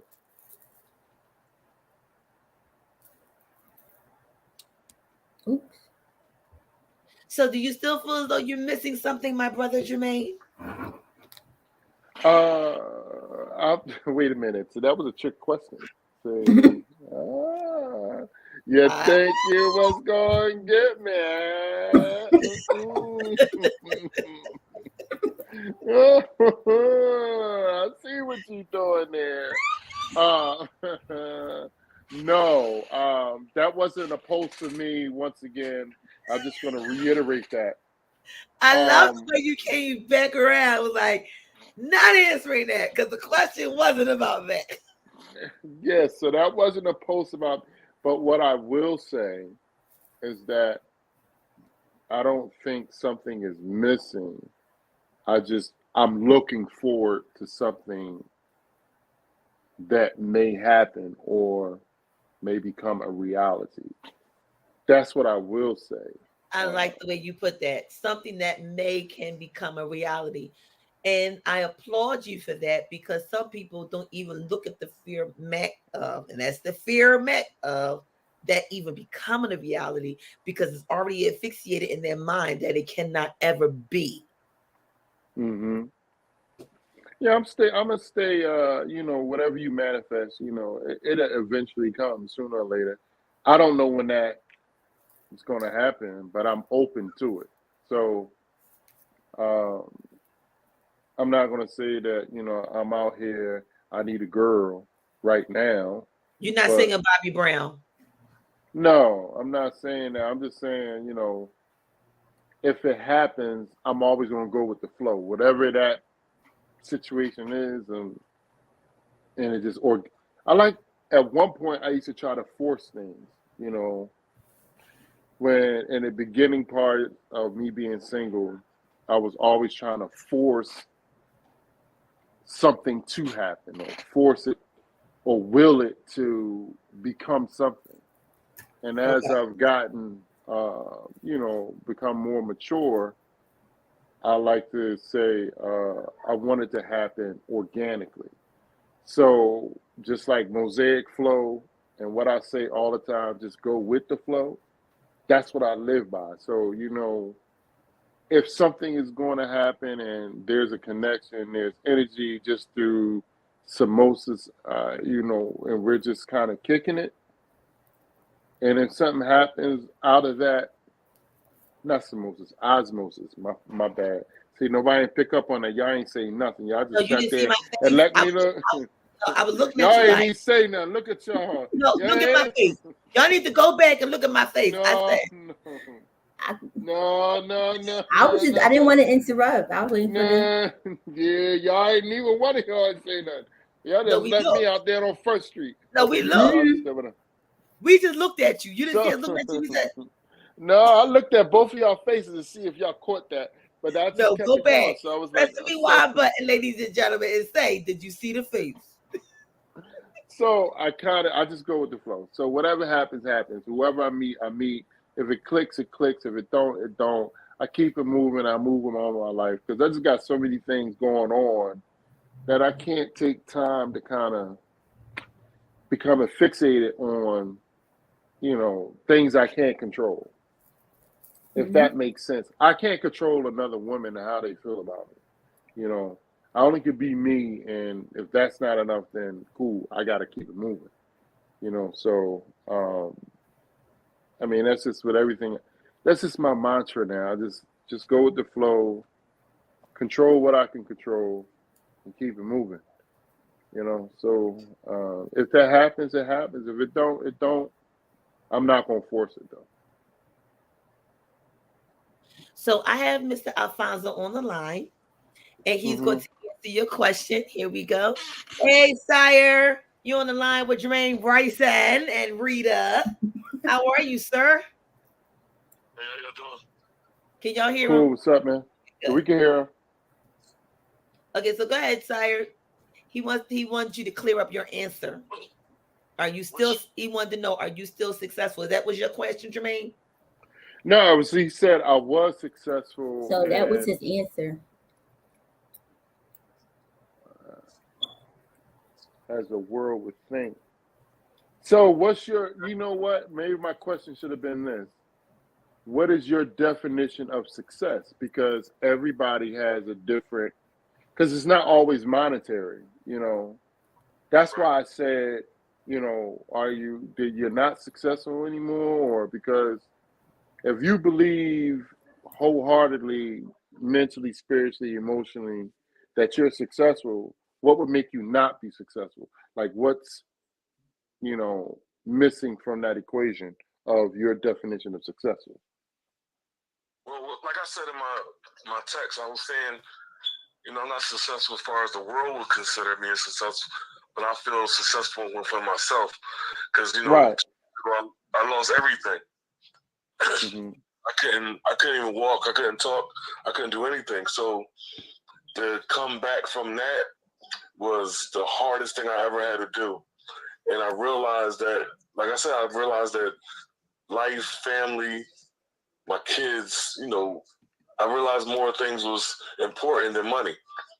Like Mm-hmm. for 2 years, I couldn't work at all.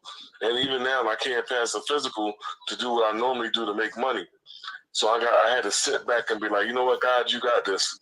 Whatever going to come for me is coming for me. And I didn't make no money for 2 years, but I never was late on my rent. I had food, I had my bills paid, so I was grateful.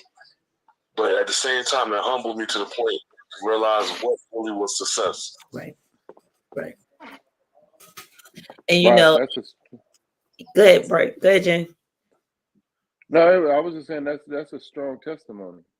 Very much so, because you know, a lot of times we fall short and we fall on hard times, and we don't realize that even in the hardest times, he still had us in the air because we never had the want for anything. We desired, but we didn't lose anything because some way, somehow, things were paid, bills were paid, food was granted, cars was still in our possession, homes were still over our heads.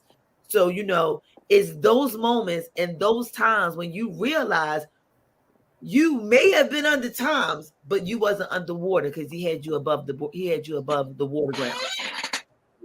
And yes, that is you're right about that, Val. Very successful. Mm-hmm. Yeah, exactly.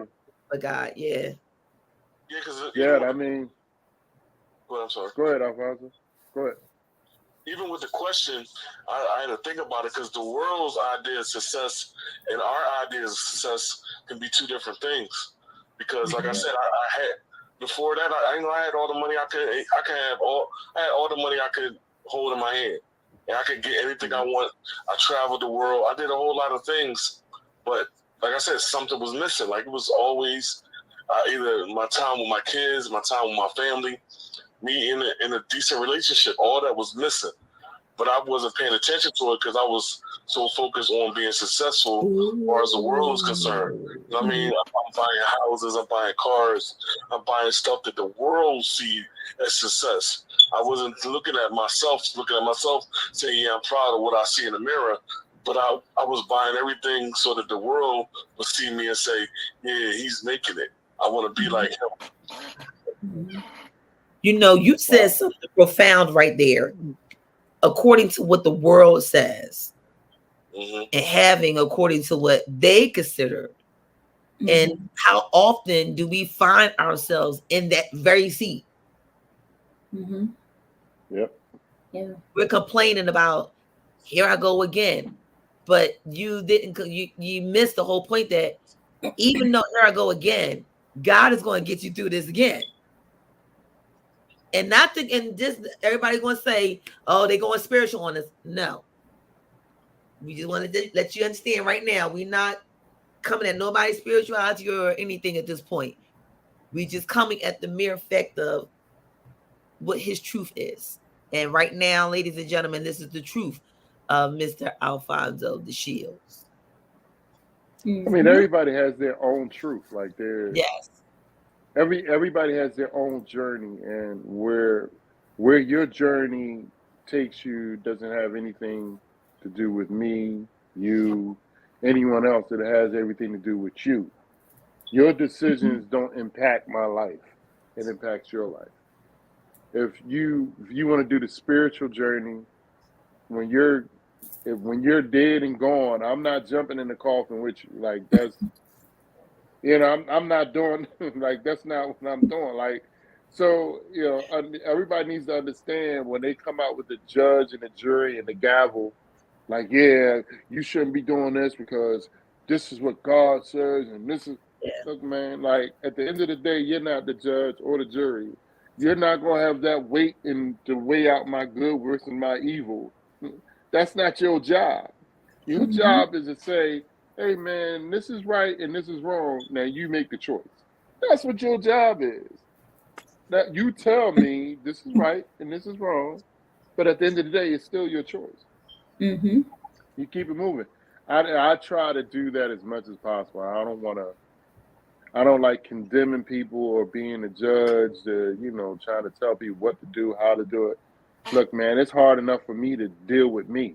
So me trying to deal with other people, I don't have that time no more. Like, you just like, it's fruitless because some people ain't going to listen to you, nor do they want to hear you.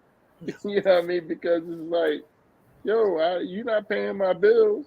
So hey, I mean, man, I applaud you, Alfonso. So that was a beautiful, beautiful story, man. Because what the world puts on, and he sounds like, and correct me if I'm wrong, he sounds like an African American male.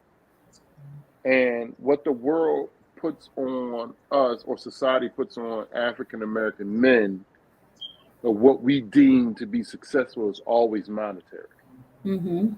It's always monetary.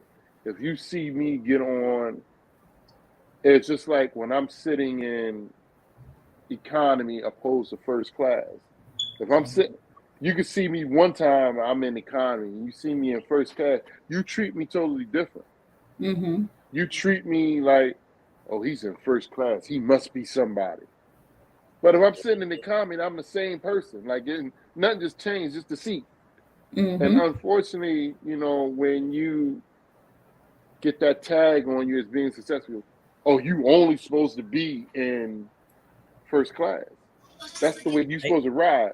But sometimes the tour manager didn't get the tickets early enough and all the first class seats was gone. So you just, and what society says is like, yeah, man, you're not really successful unless you have the materialistic things, you have the nice car. Man, I don't even I got a Buick. Like, you know what I mean? I got a Buick. Like, I'm like, listen here, bro. I do not have any time to be trying to impress you with what type of car I'm driving. Like, I could care less. From point A to point B, that's all I need to do. For me, my house to the airport and back home. Because I don't do nothing else. When I'm going to ride around, I got to have an $80,000 to $100,000 car sitting in my driveway. Like, that makes no sense to me. There are people who do it. But I don't want to be paying for a note on something that I don't use, that other people use more than I do. That makes no sense to me. Like, I mean, me having a mortgage makes no sense to me because I'm never home. I do have to have somewhere to live, but it's like, I'm not here. Like, why am I paying this money for something I'm not even here? Like, it just, and I guess as you get older, you kind of like start thinking like, man, I need to start economizing. I need to start making sense of my decisions because this stuff just doesn't make sense. And I don't care what the narrative is of how society looks at me or how a woman looks at me. What you bring to the table. Yep, as soon as you say that, I'm out. Like, I'm not even wasting my time with that one. Like, what you bring it to the table? Yeah, you hold that one. You find out. and you kick rocks. You're not gonna see me again. You're not gonna hear from me. As soon as you say that, I'm gone. Like I have no words for that. I have no conversation. That's for the beauty shop. That's for all the beauty shop people out there listening. Well, ladies and gentlemen, you heard it first. If you go and you see Mr. Bryson, do not come to him with that what you bring into the table. Because if you do, you will be left at the table. There you go. You heard it first here at the beauty shop. I'm trying to tell you. I never understood that. Well, you know what, Ree? We stand corrected. You are celebrating your birthday with him this year because I'm here. We're together. And every time he comes through, you're never here. We're together. That is true. Y'all together. There you go. Speaking of together, I'm bringing my backup in the room. Oh, God, save me. Save me now. Minute. I was like, I can't Save wait me to now. Help me. Save me now because both of them are here.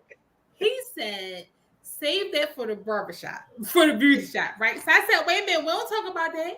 We don't do that TikTok, what can you bring to the table type of stuff. That's just like the narcissistic. It's something that somebody that went online and then saw, I want to know what you could bring to the table. But I ain't asking no man what he could bring to the table, and no man better not ask me what I can bring. If you don't know what I can bring to the table, then you should have never approached me. You should already see me building the table. And then, that's right. That's right. Don't change your voice, girl. Don't change your voice. Don't you change your voice. Wow. Don't you? I said, I can't wait to get. Let me I'm here.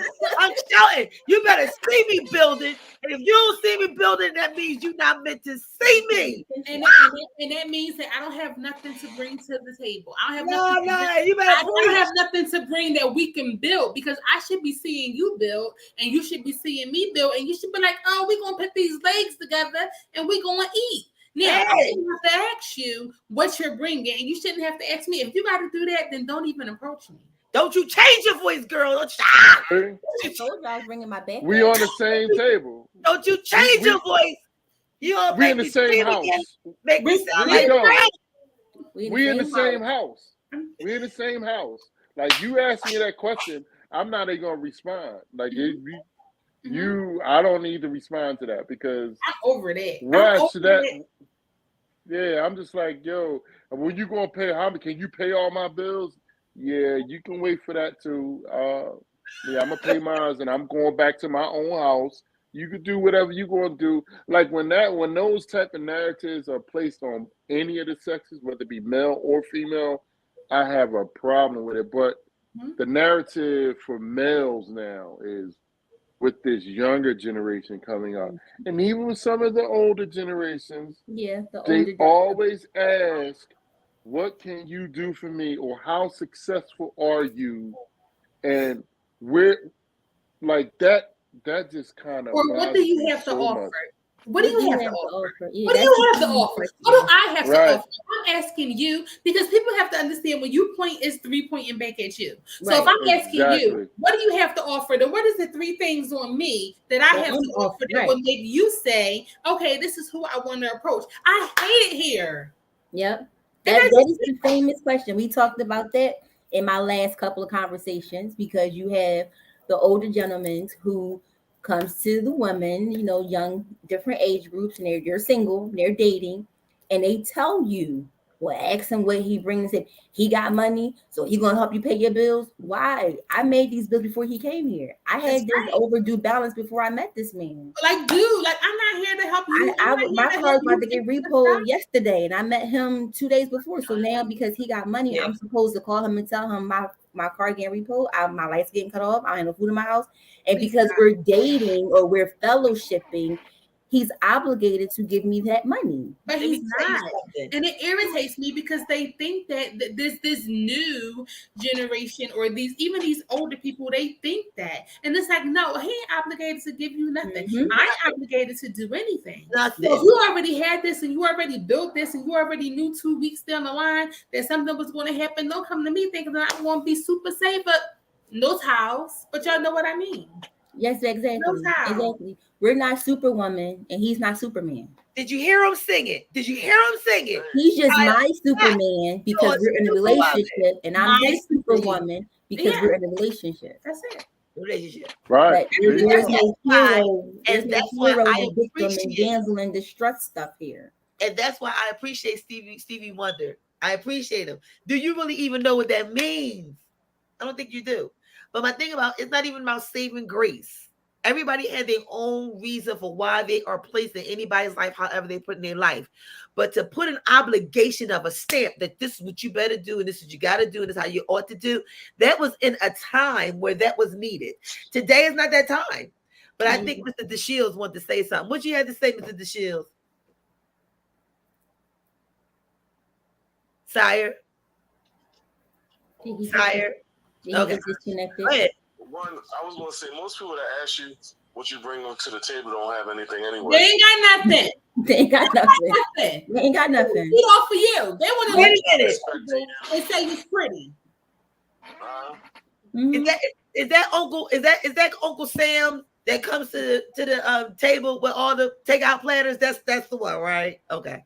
So go ahead. It doesn't matter. It's just most people that say that, like, what you bring to the table don't have anything. Because just for example, my son lived in North Miami Beach. Most of his friends got money and they, fancy cars and stuff at 18. He was like, Dad, I really want this car. I'm like, listen, I had to work to get my first car, homie. You got to work too. I said, if you meet me halfway because I'm in a different place, I can help you. I said, but I'm not going to just buy you a car. You 18. You don't need a car like that. Mm-hmm. Long story short, he met this girl. I said, listen, when you go out, don't take your car, take your mom's car. He said, why? I said, I want you to tell me her response to you when you pull up in your mom's car. And see if she real or not. So no joke, he called me like an hour later, like, yo, Dad, she would not get in the car. I'm like, you see? She wouldn't even get in the car. No, he took mom's car. Mom's car ain't popping. And then I ride right by her little bald head self at the bus stop in my car. Right? And beat the horn. Toot, toot. That's the one that we had to put a weave in because Listen, he said she didn't even live in a nice house or nothing like that. She wouldn't get in the car. I'm like, and his mom got like a brand new Nissan Rogue. It's not like a cheap little car. So I was like, see what I'm talking about, son? You gotta see somebody for who you are. They just see that car and they thought you. They didn't know you worked for it. They didn't know you worked for that car. They thought you was born with a silver spoon in your mouth. But since you work for that car, now you know what it means to own something. Know what it means to drive something nice and you paid for it. I said, she don't know that. She was expecting you to bail her out any situation she's in. And that's not your job. I said, That's what she wanted. She wanted a sugar daddy. I'm not telling you to look for a wife at 18, but I said if a woman's not acting like a woman that could be your wife, she don't deserve your attention. And I tell my the same thing. If a man is not doing the things to treat you like he would treat you if he was married to you, he don't deserve husband rights or benefits. Don't give a man husband benefits when he acting like a boy. That's not how it's gonna work. That's how I teach my kids. So let somebody say what you got to bring to the table. My kids know, oh, you already broke. I'm cool. I'm gonna keep removing. What you have to say to that, Mr. Bryson? That's true. That's very true. I tell my sons the same thing. Like I don't, if someone is asking you what to bring to the table, what you bring to the table, you already know what place and what mind state that they're in. Someone asked me because I get asked that all the time, and even though I'm a public figure, I try not to tell people what I do or who I am, because that just turns into a whole nother conversation. Mhm. So if I'm saying one thing now, I'm this person, and then the conversation becomes, when we going out, or where we going? Oh, I like to go to Friendlies. Let's go to Friendlies. Now I was thinking more like Steak 48. I was like, why was you thinking Steak 48? Because you got money. I was like, oh, for real? Okay. Yeah, let me call you back. I'm gonna call you right back. And I never called back. Because Dude, it's like, please, listen, please take me to Friendlies. Right? yeah, Like what the what? Like Steak So, 48. I don't even want to go to Steak 48 because I don't like their mashed potatoes. I can even Right, go but- to I can even go to Wendy's and do a 4 for 4. Give me a $5 biggie bag. Or better yet, we could go to Burger King. They got the 2 for $10. We can get Oh. 2 meals for $10. How Okay. Go to your How burger about like popping. listen, why can't we just go walk in the park and There we you go. share some popcorn? Like, Okay. how about that? And guess what? I could buy the popcorn from some Double Good, because Double Good can give us 3 big old bags and we can do There it you together. go. I Man, am if I all say for something like Friendlies. that, the girl is looking at me like, what? Wait a minute. You I need to gonna know. do No. what? I need to know. You know what? Maybe we need to have that segment. Maybe that segment needs to be so, because what not to say and to say when you're dating, or in the thought process of even trying to date, because those are things that really get you ran away really quickly, and people don't understand. They be like, well, what did I say? What did I do? No, it's what you said and what you did. People understand. They just don't Yeah. want to ask the question. Look, And the thing is, and I tell everybody, if I say something to you that offended you, let me know. Because if I came at you and said, what can you bring to the table? That's really a learned behavior, because that's what I was taught to say when I was dating. A man told me, when you start to date, these are the questions you ask the guys. And so that was me growing up asking the questions. At the time, those questions was acceptable. like I said, Those questions got answered, and then we went to the next level. Now it's not that way anymore. No, It that way. changed. So people are still back then and then where they're like, well, why can't I ask that question? Why can't I know what you bring to the table? Why can't I look at your bank account?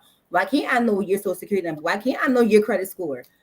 Those are questions that's being asked because they're talking about all this additional income that people should have. So if I have these 17 jobs and you got 2 jobs, you're not matching me. So that's the other questions that come in. It's all basically of how we were raised and what male you had in your life that told you to do this or not to do this. But you know, like we keep saying, and I really hope that people start listening. What was then is not now. And if you didn't learn that or understood that now, first of all, the pandemic showed you and changed a lot of that, because it showed you things that you were told that you couldn't do, you're doing. Some of the things that you were told that you shouldn't do, you did. Some of the things that you were told that you didn't do, you are doing. So things has changed, times has changed. Things don't apply like they used to apply before, where maybe then, oh, if you with a man, you don't let no woman take care of you, you don't let no woman pay for you, and you don't let no woman help you with your bills because it makes you look lesser than a man. I would really like to know who wrote that description, because that's not so true. Men fall just like women fall. We fall together. But well, that came from a man who that came from a man who was told that by a woman. Yes.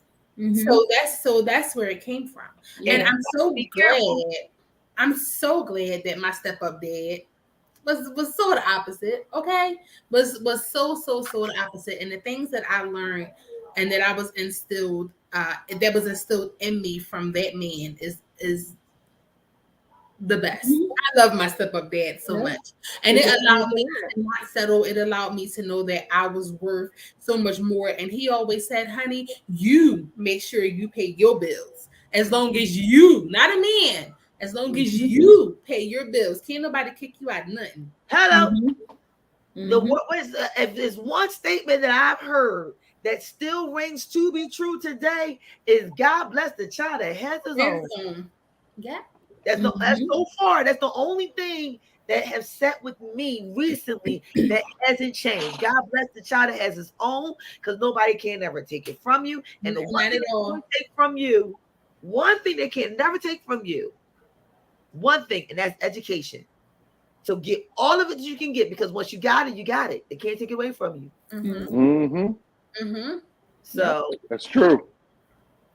Yeah, and cousin was right, because I have a gentleman who told me that all the time, that he couldn't meet me at my level because he didn't know. He looked at the outside of what my level looked like, of what I had. So I already had a car, I had my own house. So he's like, "What can I bring to your table? You don't need me here." And I'm like, "It's not that I need you here. I want you here. It's a total difference. I want you here. It's a difference." Yeah. And it's like you're because I have my own car, I have my own house, doesn't mean that you still can't meet me somewhere else. But he had his mother and his background telling him like, "Oh, she's gonna leave you because you don't make this kind of money. She's gonna leave you because you don't have this kind of job. She's I never said any of those things, but he treated me as I said. But you want to know what angers me so much is that we will be so much happier as a people if we stop. Just like Alfonso said, because I was listening. Alfonso said the success that the world put on me. I am very successful where I am right now. So your definition of success does not make me successful. But here's my problem, because my problem is they don't know you could have been on welfare, Section 8, and got that car, and you only paying $4 a month. They have no idea. But because of the outside, because of what they see you getting in this car every day. They see you and okay. All right, sorry, y'all. Do not come for the beauty shop. I'm not saying that it's bad if you're on Section 8 or if you're receiving notes. I'm not saying that. What I'm saying is, and what I am trying to imply is that just because they see you at a certain place don't mean that you are here. You have no idea. You have no idea that I make this Walmart shirt look good. Right. You have no idea that I learned how to do. Ladies and gentlemen, she makes Walmart shirts look real good. Walmart, she makes them look real good. Like you have no idea. You have no idea. Okay. Sire want to say something really quick. Go ahead, Sire. The funny part is, I was listening. You don't want no man like that anyway. Right. A man says he can't meet up with you, or he can't reach your level. That's right there. He's an insecure man. So you need somebody that's not worried about what you got. You need somebody that's not intimidated about you having stuff. So this is what I say to that. Yep. This is what I say to that. And Jermaine, correct me if I'm wrong, but this is my perspective of it. Sometimes I don't think it's so quick to throw those guys away, only because you may be the only education of the new wave of thought that may have walked in the room. Because some people are taught that, so that's what they only know. So they continue until something differently comes and show a different light on it and changes the narrative. You can't be a mother and a lover, though. But you can give them the definition of it, and if they decide not to go with the definition and still want to be stick to it, as my pastor would say, stick to itness, hey, at least you threw your part out there. But I wouldn't be so quick to throw somebody under the bus because of how they was taught or how they feel. Because again, a lot of people feel as though because you're a certain age or you're at a certain place, you should have experienced and been taught and heard some new things in your life. But we can still be ignorant and not being ignorant, but be ignorant to some things because we've never encountered it. Because there's some things where people may say, well, at your age, Shawnee, you should know better. No, if I've never encountered it and I never had the conversation, I'm only going by what I've only been taught and what I know. So if we're going with a new age where we're saying, no, it's not about where I'm at, because we can get there together. But if you insist, then yeah, I'm going to let you go. But if you say, you know what, I never thought of it that way. Thank you for bringing that to my attention. You get what I'm saying, Jermaine? Do you feel where I'm going with that? Yeah, I do feel. But what about the ladies? But what about the ladies who say the same thing? See, this is where I'm sorry, Jermaine. This is where I have a problem here, right? What about the ladies who say the same thing? Then the men say, okay, well, come on, baby, let me help you, let me show you better, and nobody has anything to say about that. But when a woman But when a woman says something like that, oh, now we're settling. So what's the difference? Because the man can say, oh, okay, well, if you think that I have all of this, Jermaine, if you think that because I'm successful, and if you think that because I'm this, that we got to go to Steak 48, we can't go to Wendy's, then I'm just done. Then I'm just done. Then what if he says that? But when it comes down to the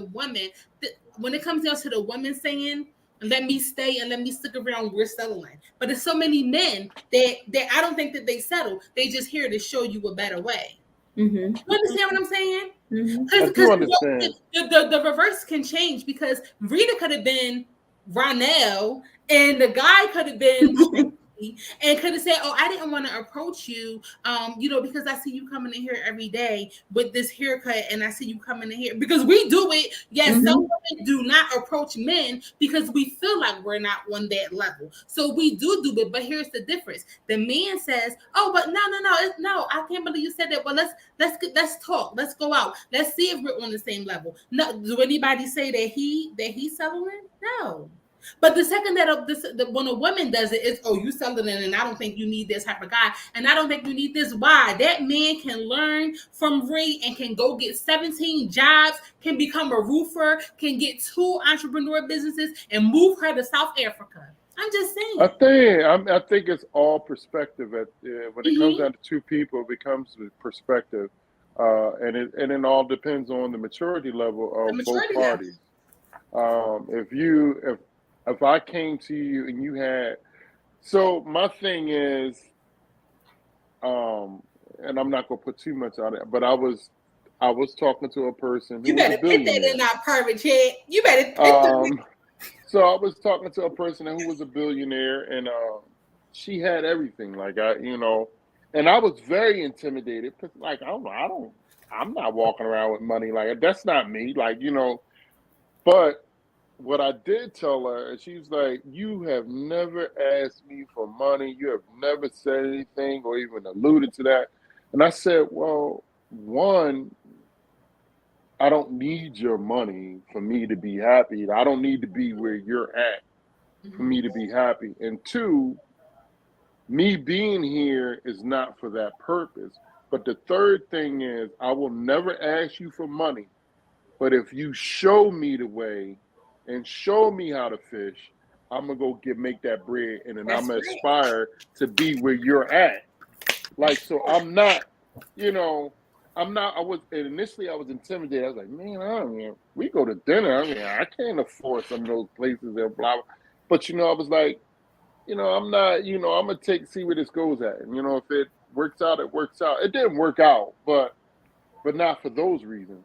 Yeah, so you need to what happened was, you need to pick that name. No, I can't put that. I'm only playing now. I'm only playing.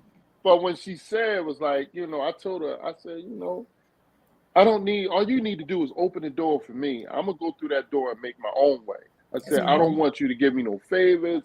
Just show me the way, open the door, and I'm gonna walk through it. I said, I don't need you to give me anything. I don't need you to do nothing for me. I said, that's not how my parents raised me. But everybody's not like me, and every man doesn't think like that. I could have been a dude that took a full advantage. And she was like, I respect you so much because you didn't even, say anything. And when it's time to pay for something, you pull out your credit card. And I'm like, I respect that so much because you never even approached me or tried to make me feel like you was after my money. And then when it was time to do money things, you said, just show me, let me know how to make the money. I said, I don't need you to give me business. I just want to know how you create business. And she was like, whoa. And she allowed you to be the man. Yeah. Exactly. See that? Even though she made more money than you, she allowed you to be the man. So because she allowed you to be the man, you knew you were the man, so you stood tall, which opened up more. Now, what if this whole thing happened and she would have been like, oh no, that's it? Then what? Exactly. That's the point. I mean, at that point, I would do, she wouldn't. If she said, nah, I'm good, then I would have been like, okay, cool. You just not for me. I'm not for you, period. Let's keep it moving. We can still remain friends because I still want to pluck your brain about knowledge and business. Right. I mean, and that would be my whole MO. I said we can still remain. We don't have to have a personal relationship and all that good stuff. But I still would like to know you because you're an important person to know.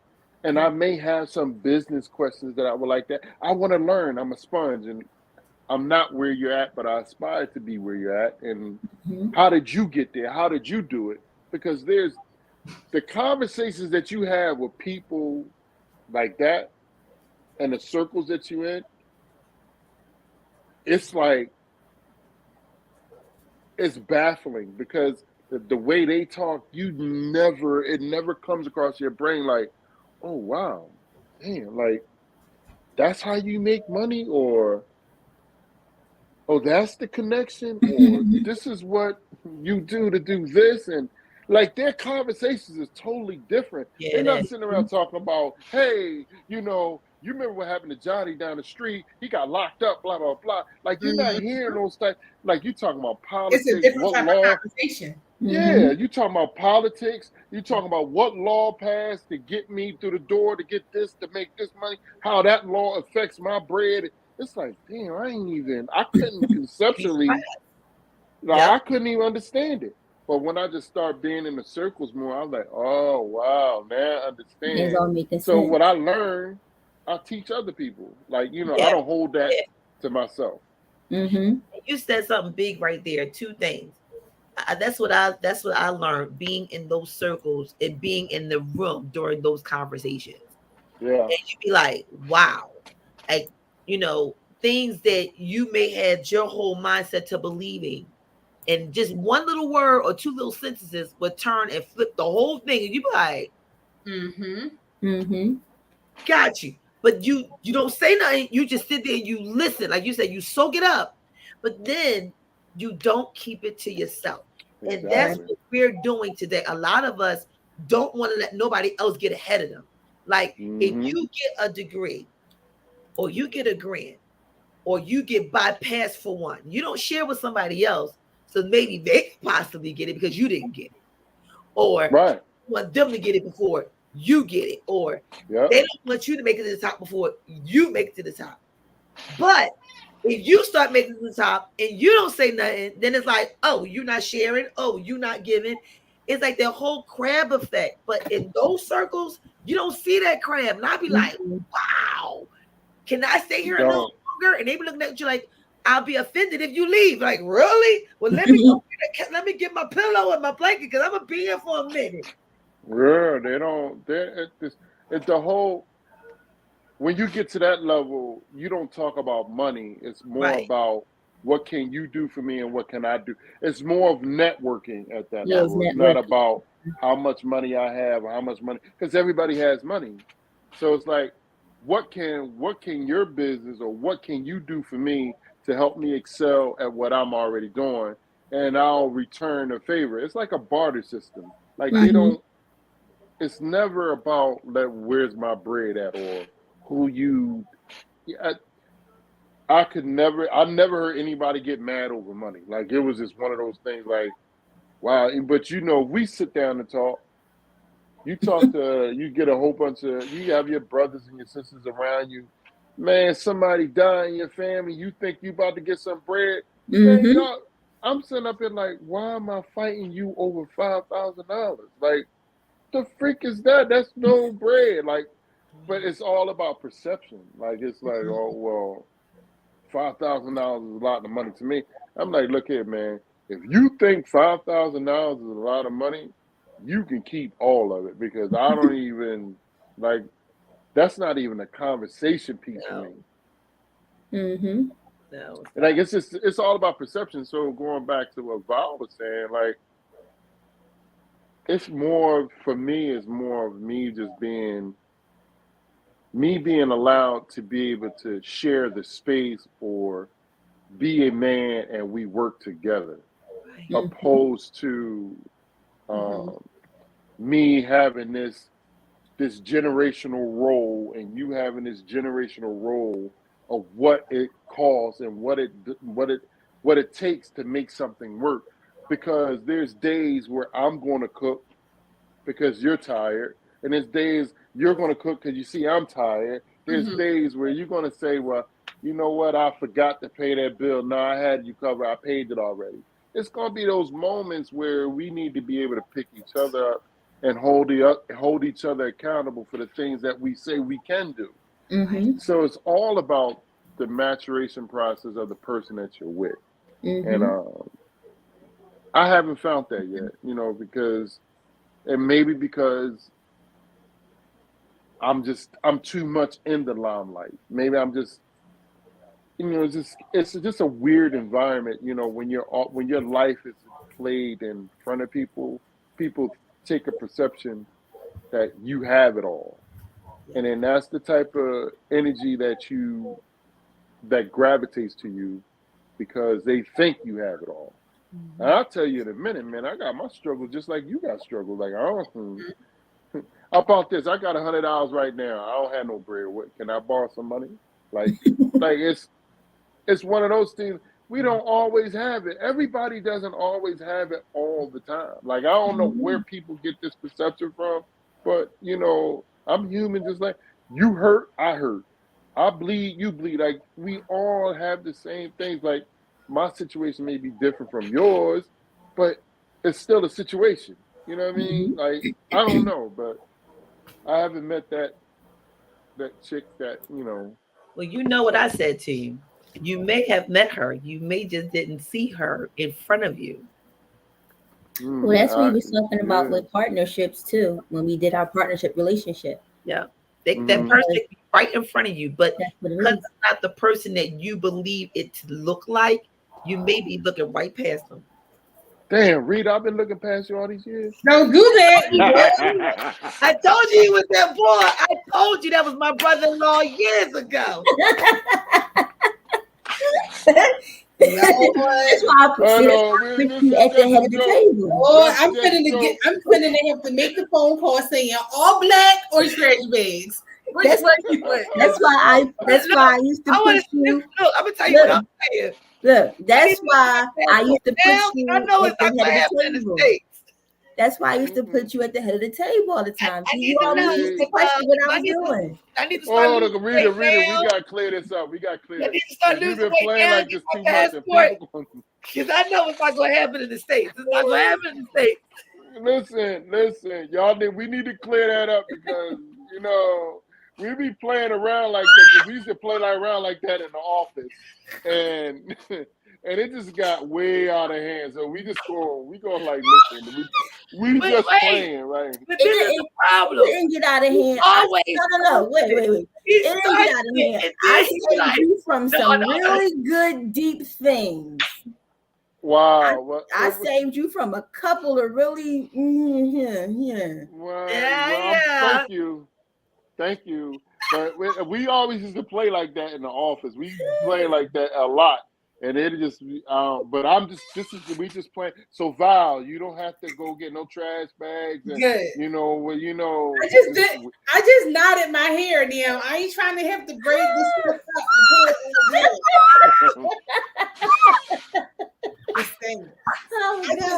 I just twisted the good hair up. I ain't trying to have to put it to the back.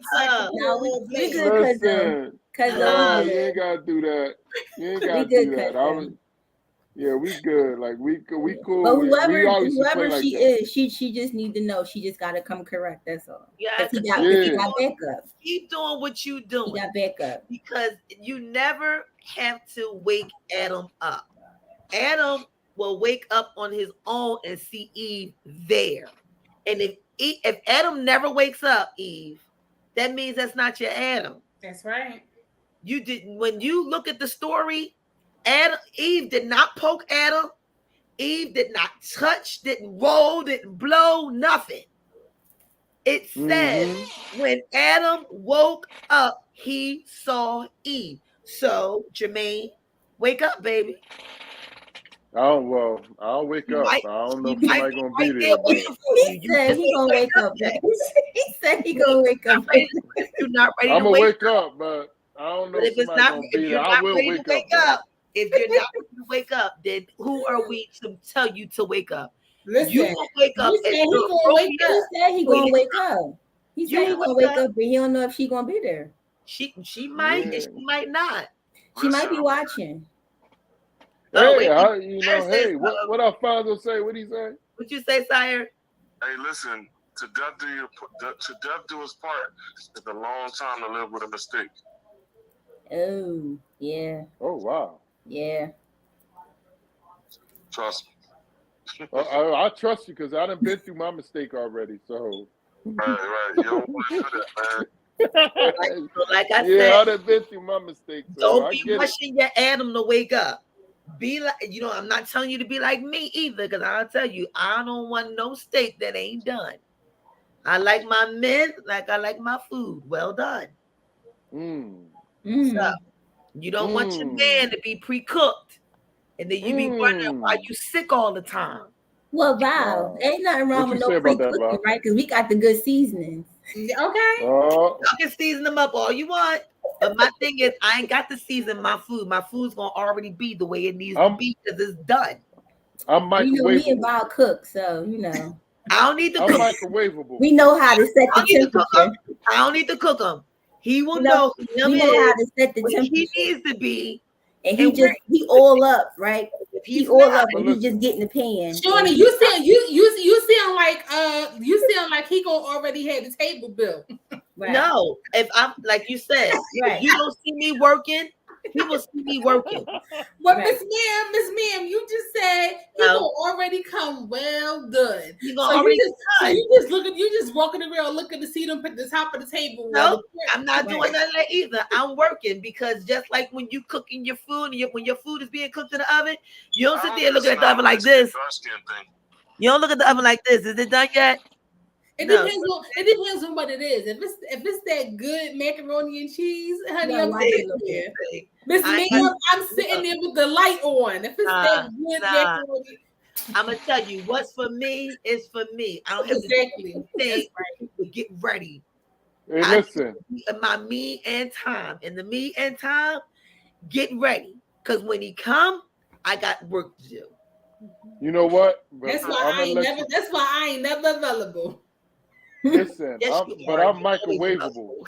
Because I'm like, Val, I need you to customize my dress now.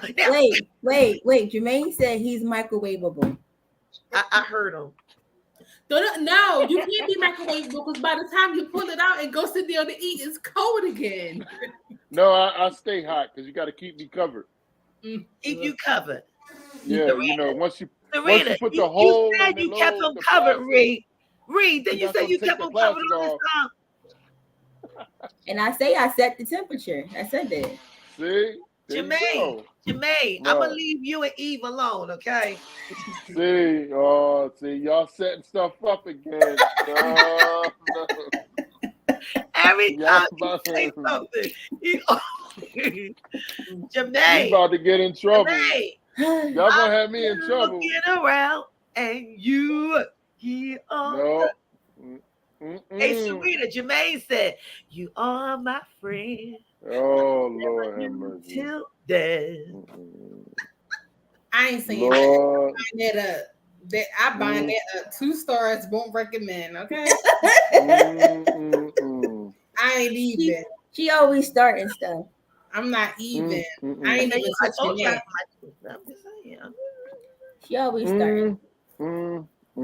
No, but on a serious. So I hope y'all come to the show on January 15th. You know I did. If I mentioned it, we did. Cool. And I'll be in Atlantic City too in February. Is that Valentine's Day? No, it's after that. So I think it's the 18th and the 25th. You are a Kool and Gang. Kool and the Gang would be the 18th and the 25th. My group is January 15th. Kool and the Gang is the 18th and the 25th of February. Okay, so listen. I'm throwing it out there on the table. This is how we gonna do this. So, Kool and the Gang. Which one you want us to come to? You want us to come to Kool in February? You want us to do Flow or Kool and the Gang? Which one? Flow. That's not even an answer. Are you sure? I was gonna say I'm positive. Listen, ladies and gentlemen, this how it's gonna go down. We're gonna throw up a fundraiser. We're gonna throw up a little raffle. We're gonna do a raffle. We're gonna do a $5 raffle. What you have to do is you have to send us $5. Just send us $5, and we will give you 2 tickets to the show. The winner, Miss You Ma'am. have to cash app us $5, and you have to put a yellow heart or a horn, or better yet, just say Flow. $5 and Flow, and we will pick your. You will go to Atlantic City to go see Jermaine. No, Flow is going to be Flow is in City Winery. and at So the you want to know February? He said in February. February is Kool in the Gang, ain't it? No. Yeah, February is Kool in the Gang. The 18th. January is Flow. So you're not going to be in Atlantic City with Flow? No, I'll be in Atlantic City with Kool in the Gang. Okay. But I'll be with my group on the 15th of January. What? At the City Winery. Well, don't we want to go City to Winery. see him jig with Kool in the Gang? Because he be killing it with Kool in the Gang too. Well, yeah, I do. Oh, you be showing off with Kool in the Gang. Yeah. Yeah, you do. Yeah, I show you off do. more with my group. That is true Yeah. too. You Yeah. talk a little bit more. Yeah, I show off more. All right, so this is what we'll do. We'll do them both. $5. January or February. Yeah, But I would suggest I would suggest the Atlantic City. Kool in the Gang show. All right, so there you go. City Because that's going to be very expensive. So, Actually, 2 tickets to Kool in the Gang show. Actually, Okay. no. But we'll leave our Go secret. ahead, look over. Oh, okay, the secret. Okay. If you got a secret, then okay, cool. Yes, we It's always got a good. secret when we go to Atlantic City. I'm just saying. Because It's we good. are like- the beauty shop.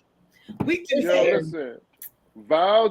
A cat just came in the screen, and I was like, yo, I thought the screen was fake. Like, where's the cat coming from?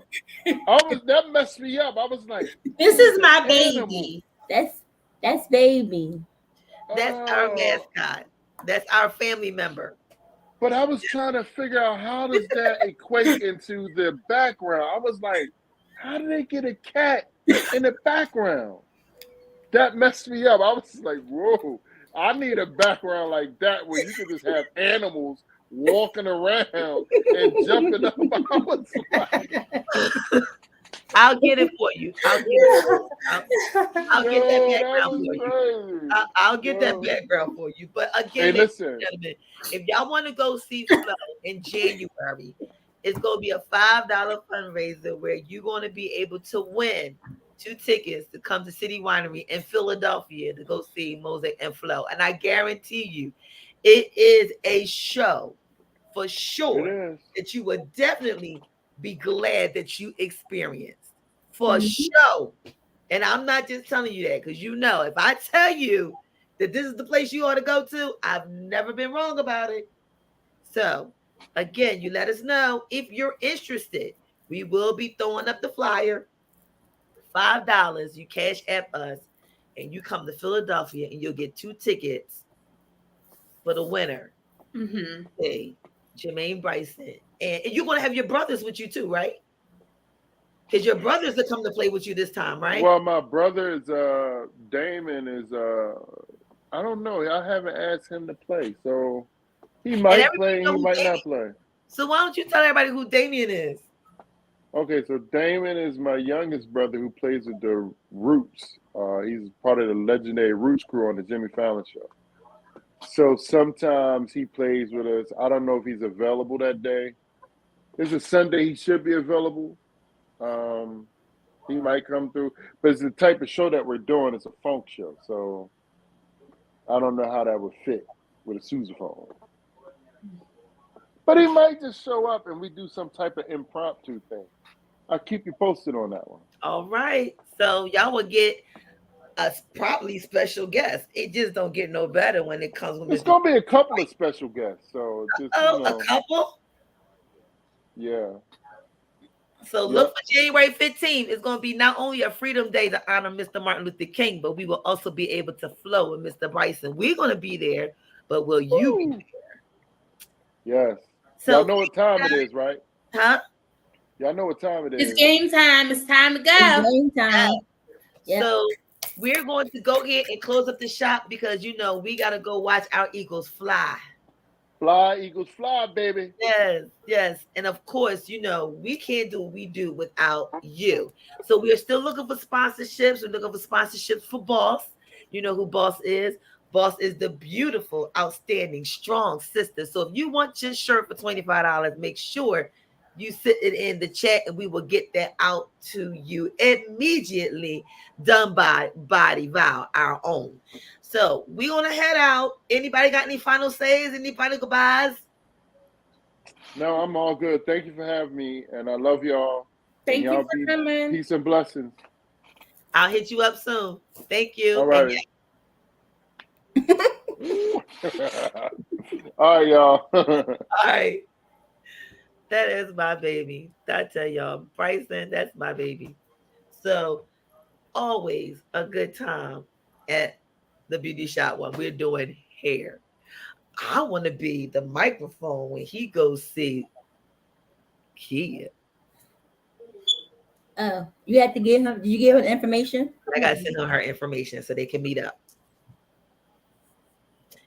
Yep. So Val, I guess that's it. Anybody have anything else to say? Because you still have anything to say, Mr. Sire? I'm good. Everything was good tonight. That was good. Well, it was always glad for you to call in. We'll call you later, all right? All right. Okay. So listen, ladies and gentlemen, again, it was a good night tonight. We really truly enjoyed you being here with us. And yeah. And Dwayne, honey love, let me tell you something. I understand that's why you're single now, but don't worry. Not all women are like that. So you ain't gotta stay single for long, boo. All right. So Ray, any closing words? I'm just so happy my cousin came back so that she can thank everyone for coming because we are viewing in all the areas. Because I was going to text her and say, what did you say? Because I thought I was going to do it. So I'm glad that she is here so she can do it in her special way. Yes, there's only one way to close up the show. That is hilarious. And that's with 411. No matter how we do it, nobody can do it like the 411. So she think I'm playing with her for her 20 minutes thing. I ain't playing with her. She can say whatever she want to say. She have a chair at the beauty shop. However, she got it. Okay. We ain't having that. She'd have lost her mind throwing that towel on the floor right before the show started. She think this. Come on, 411. While I pick up.